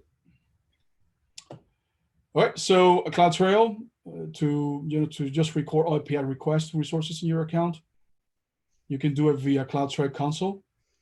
Create a trail, give it a name. That's what I did. Apply it to all regions and enter a name for the new Amazon S3 bucket that logs would be stored in. Ensure the Amazon S3 bucket you use for CloudTrail has its access restricted to only those who should have access, such as admins. Okay, so you can create a policy for that. Okay, enable a billing report, such as the AWS cost and usage report. Billing reports provide information about your usage of AWS resource and estimated cost for that usage. And AWS delivers the reports to an Amazon S3 bucket that you specify and update. Okay. So the AWS cost and usage report tracks your AWS usage and provides estimated charges associated with your AWS account, either by the hour or by the day. So those are the things that you have to do the very first day. So you're just laying out, everything to have a highly secure account. I wish I had this a year ago. Yes. So IAM best practices summary. Okay. Delete. Sorry, I don't know what this is acting so weird here. Okay. Delete the keys for the root account. Create individual IAM users. Use groups to assign permissions to IAM users. Grant least privilege. We just recopy, right? Configure a strong password policy. We saw that already. Enable MFA for privileged users. Use role for applications. Delegate by using roles instead of by sharing credentials. Use policy conditions. Rotate credentials. Remove unnecessary users and credentials. And monitor activity in your AWS account. Okay. So what are the services that we're using here? We're using IAM. What is it we're using? We're using AWS Config, right? Just to make sure that the other credentials are being rotated. And we use CloudTrail, right? To monitor activity in my AWS account. Okay. Don't forget that CloudWatch monitors the health of your resources, right? And CloudTrail monitors the activity of your account. Okay, so be careful with that, with those terms.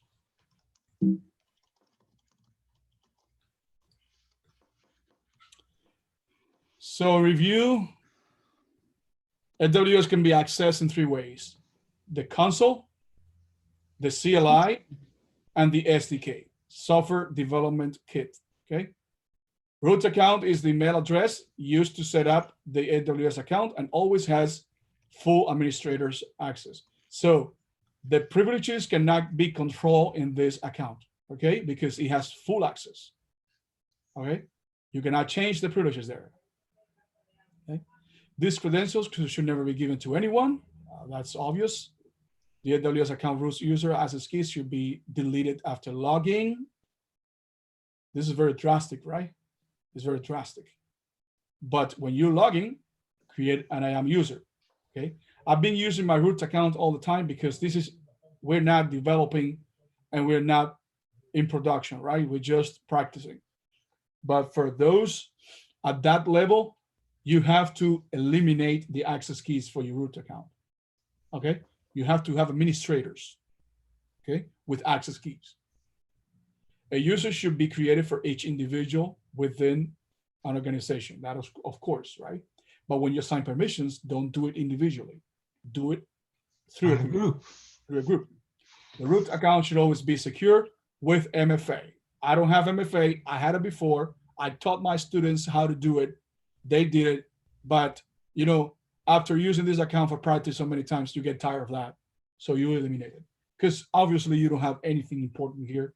The only thing that you have here that is important is your credit card. Okay? Is your credit card. Because believe it or not, Amazon has it, right? AWS has it now. It's in their possession, at least the information. So, because they want to be ready to charge you if you owe over the services, or after 12 months, you continue using the services, right? An IAM user is an entity that you create in AWS to represent the person or service that interacts with AWS. Don't forget that a user can be either a person or a service, right? An IAM role is similar to a user in that it is an AWS identity with permission policies that determine what actions the role can perform and used to delegate access to users. In other words, user is what it's permanent, right? And a role is temporary, right? And a role, what it does is it gives you permissions to access a role, a service, I'm sorry, another service. You see, when we created a rule with AWS Config, it created a role, right? It created a role because AWS Config needs to have access to all the services that you have in your account so that it can give you, you know, notifications of any changes that has happened with your account. And also if there's any service that is not in compliance, right? An IAM group is a place to store your users, identify identities that represent the user. It's a simple way to attach policies to multiple users. It's super, super, super simple. That going, you know, painfully user by user. That's a lot. Right? Imagine you have 200 users. So IAM policies are constructed with JSON, JavaScript object notation. Don't forget that. And it contains key value pairs that contain a name and a value. Example, name, George Washington. That's something that you already know. Okay. So AWS Service Catalog, it ensure compliance with corporate standards. It helps employees quickly find and deploy approved IT services. So in other words, AWS Catalog is like a repository of all the IT services that have been created for you guys. Okay, so you can go there and the product is already there. Okay, you create a product and the product is already created for you so that you don't have to create it yourself. You can go there to the service catalog and use the product. Okay, it's a centrally managed IT service lifecycle. Guys, I beg you, remember these 3 points. They might be in your exam and they might show in your practice exams. They might give you one of these 3 and then you have to select what service has to do with this. Okay. Don't forget, you ensure compliance with corporate standards, right? AWS Config, ensure compliance in your account, right? Service Catalog ensures compliance with your corporation, right? Very important. It helps employees quickly find and deploy IT approved services. Those are the services that have been created and they're approved, so you can find them and use them, right?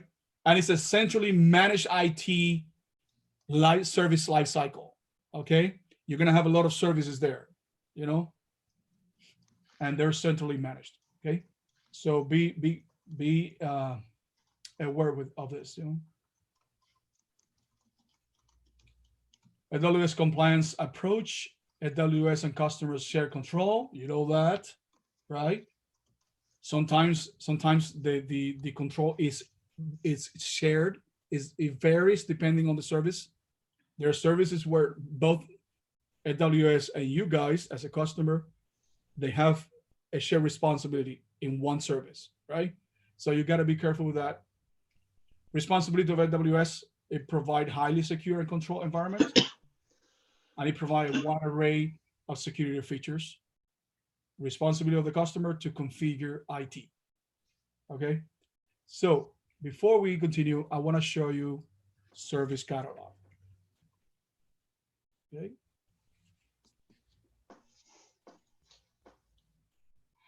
Okay.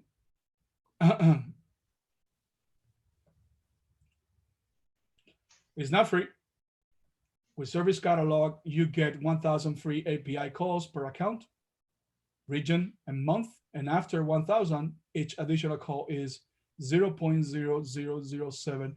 This is ridiculously cheap. You see? As you can see here, I have my logo here. You see my logo? You can create your logo here, right? I worked with this before, so that's why I have my logo. You can create a product. I don't have any product now. You can upload a product, you know. You can use a template. Let's say that you want to, for example, CloudFormation template, right? That you want to upload.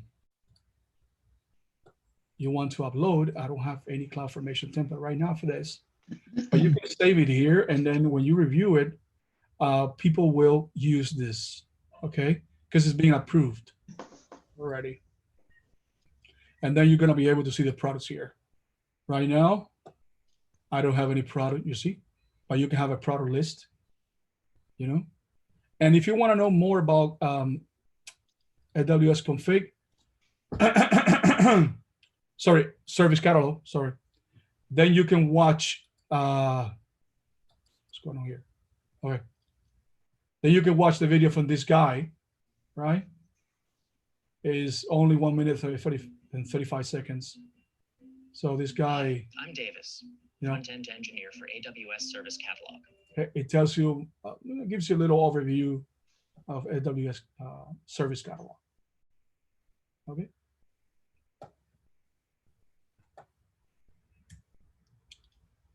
So AWS security information, AWS shares security information by obtaining industry certifications, publishing security control practices, providing documentation directly under non-disclosure agreements.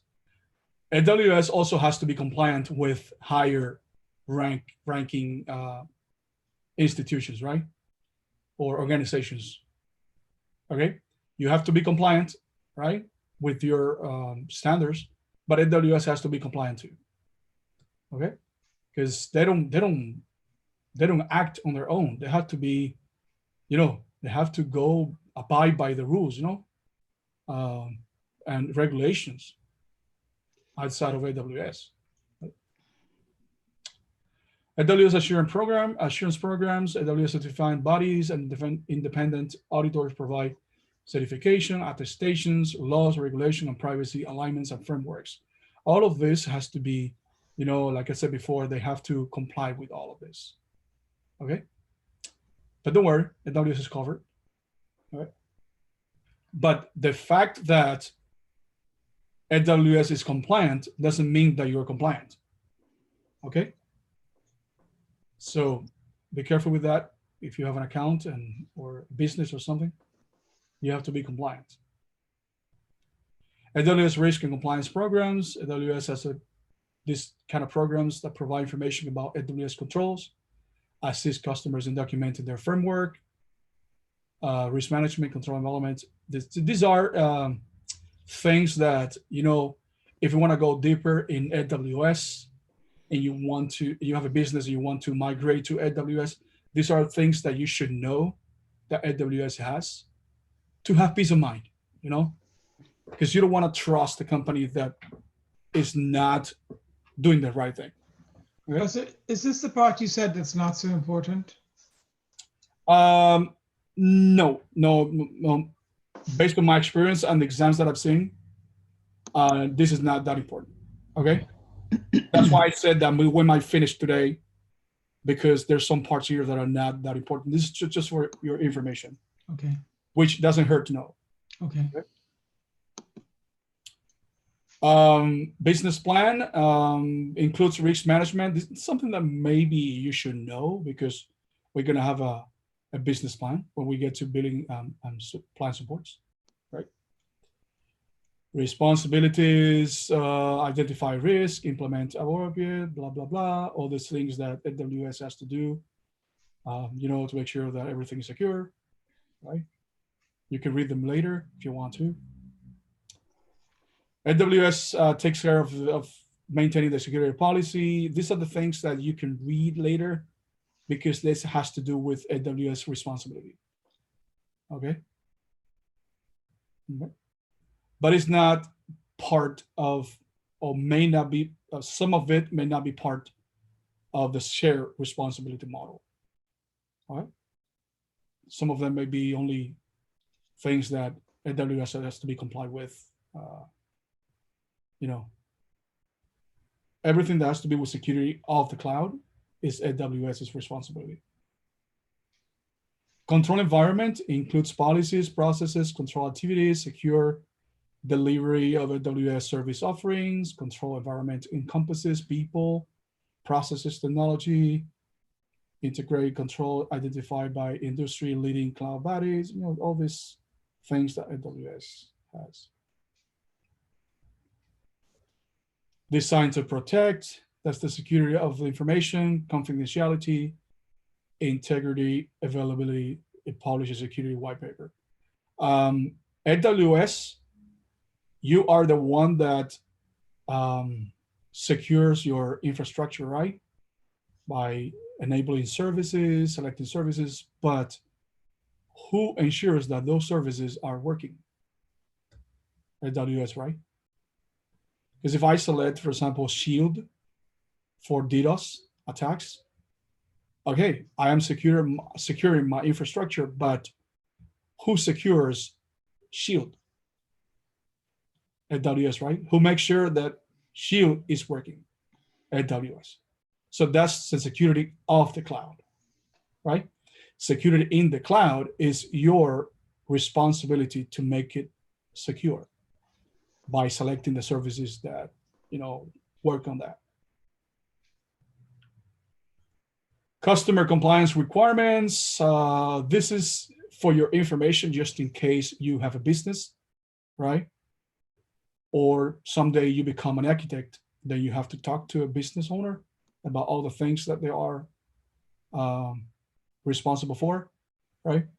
Maintain governance over the entire IT control environment. Customers should understand required compliance objectives, validation-based risk tolerance. This information is given to customers when AWS provides training for the customers, like training and awareness.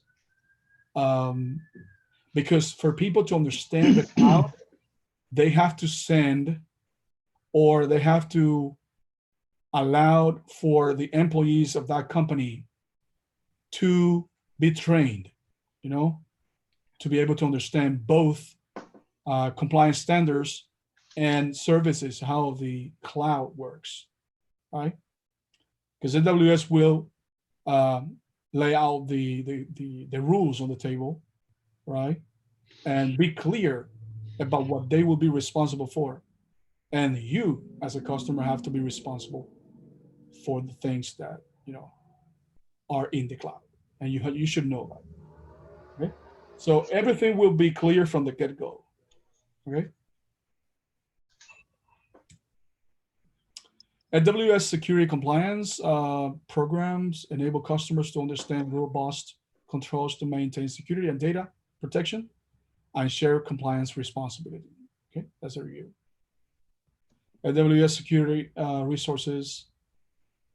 So AWS Account Teams is the first point to contact.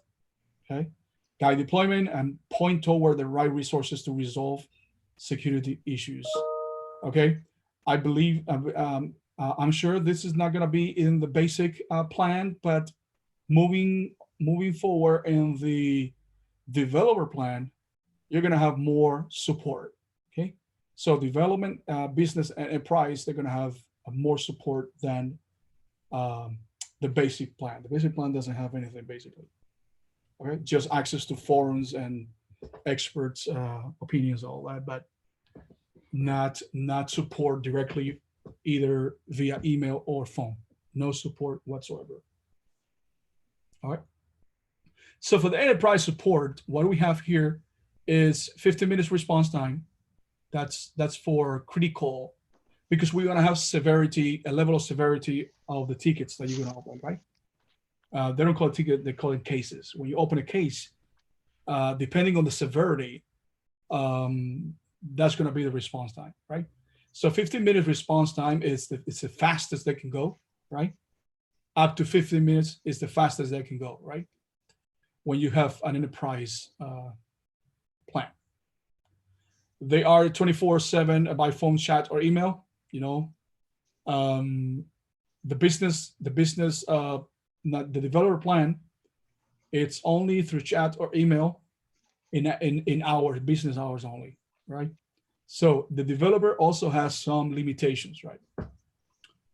With the basic plan, you cannot open any case, right? 15 minutes response time, 24. Of course, when you get to the 12 months, then you will have to choose a plan. Like any trial, like any free trial, right?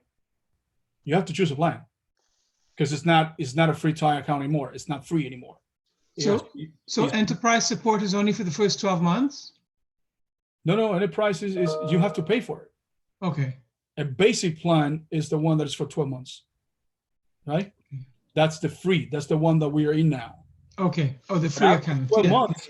After 12 months, that account is going to convert into a paid account. A paid account, right? Mm-hmm. And then you will have to choose a plan, right?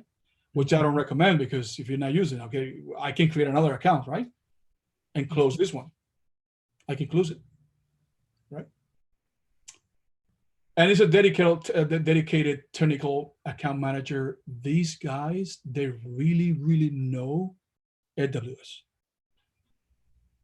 If you want to be an account manager, I was reading the job description yesterday. You need to have at least 5 years of experience working as a cloud engineer with several services that they specify in the job description. These guys, they make probably $200,000 a year.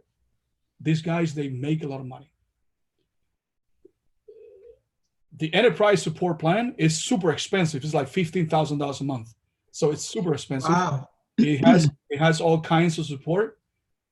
So then you can imagine how much money a TAM makes, because a TAM is only for an enterprise account, the technical account manager. Okay. So you have this is important because you saw it in your exam yesterday on Monday, right?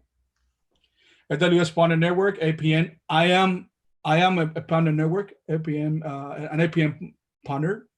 I work with a company that is an APN manager, an APN partner, and I'm part of that company.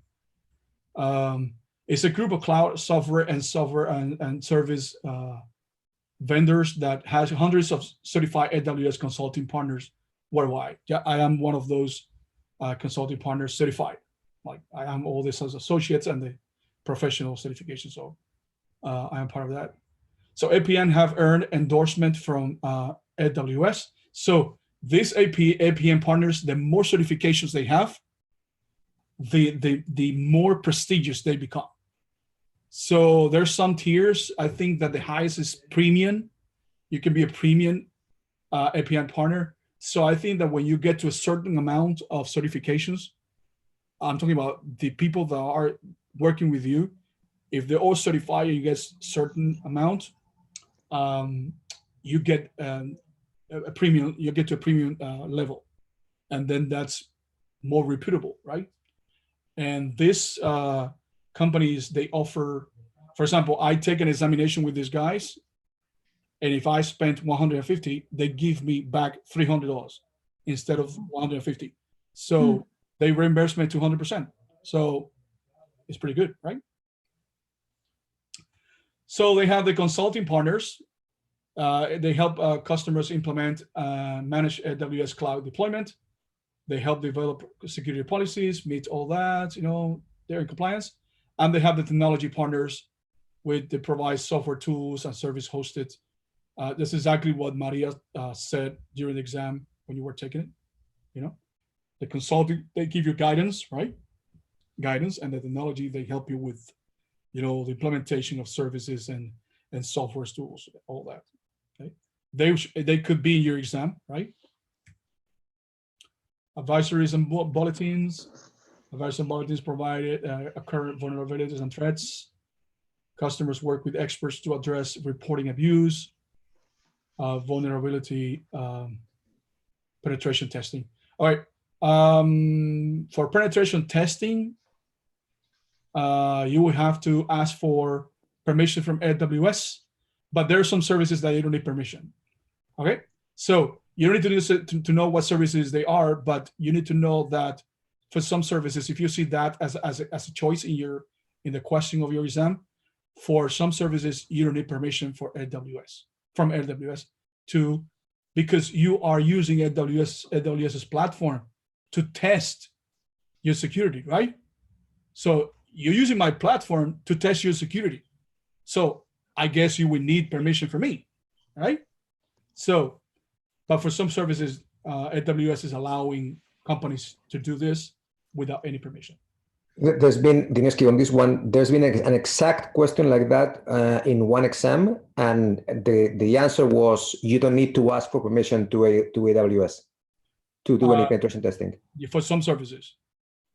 I believe it wasn't mentioning anything regarding services. It was just, the company wants to do a penetration testing, blah, blah. That's the way they ask. And that's the choice, right? Okay, do I need permission? No. Again, no. It said permission to perform. One moment. To perform penetration testing in AWS. It said no. Okay. You can carry out penetration tests against resources in AWS account per the policies and guidelines of penetration testing. You don't need approval from AWS to run penetration tests against resources in AWS. You're also not permitted to conduct a security assessment on AWS services themselves. Okay. Yeah, that was one of the questions. So you don't need to ask. And that was the answer. Yeah. No, because again, I just got it in my mind because I indeed, imagine that you always have to ask for permission. Yes. But on this one, it was clear from the answer that you have some prohibited activities. See, for that you need permission. Okay, but these are the services that are permitted. But you have to see the choices they give you, right? If one of the choices is you need permission for some services and there's nothing else that relates to that, that's the answer. Okay, so let's say that you need permission for some prohibited activities. That is true, right? You just have to be careful read carefully. So it looks like what they prohibit is more related to networking, DDoS, loading of ports and all that. This is more, if you look on left versus right, left is more services that they have available that you can do your penetration testing. On the right hand side, it's more related to networking. Yeah, but still using the services here. I mean, the services are in the back end working with this because here you have Route 53. Yeah. Which one is the one that does DDoS? Shield. You can have Shield. Shield. Okay. Yes. And you can have also CloudFront.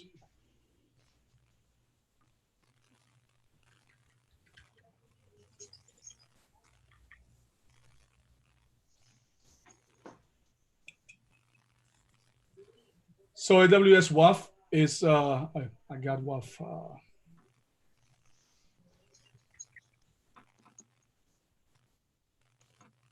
Seems that they put them together now. AWS WAF, it's a web application firewall. It's a web application firewall service that lets you monitor web requests that are forwarded to an Amazon API gateway an Amazon CloudFront distribution or an application load balancer, you can protect those resources based on conditions that you specify, such as IP address that requests originate from. There is AWS Shield on the left.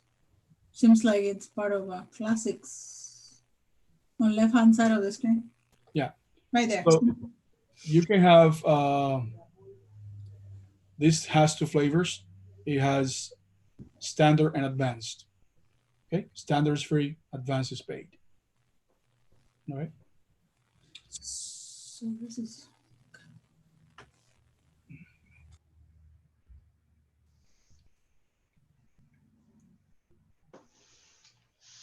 So understand how internal operations gain compliance on AWS, visit the compliance website, recommend, okay, blah, blah, blah, blah. A solutions guide.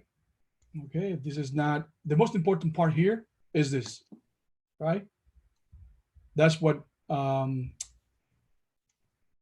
comes in exams, you know, shows in exams.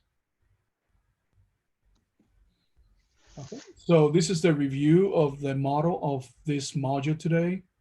We saw AWS Shared Responsibility Model, IAM, Trusted Advisor, AWS CloudTrail, AWS Config, AWS Service Catalog, AWS Security and Compliance Programs, AWS Security Resources, and we discussed day one best practice. So a lot of services today, right?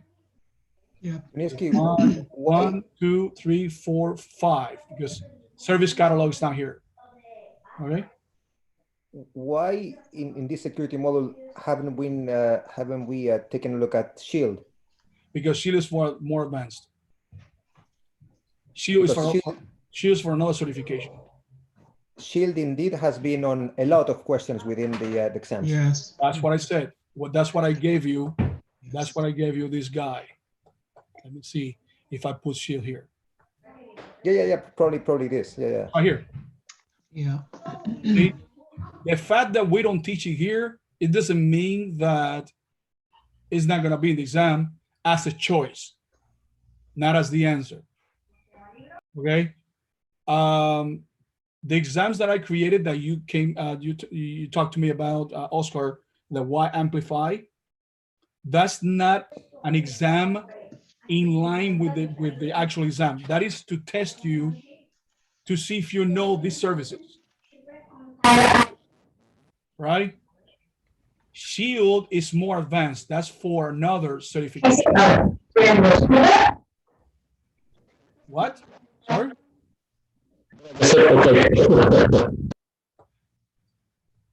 Guys, I don't know where. But his microphone is really messed up.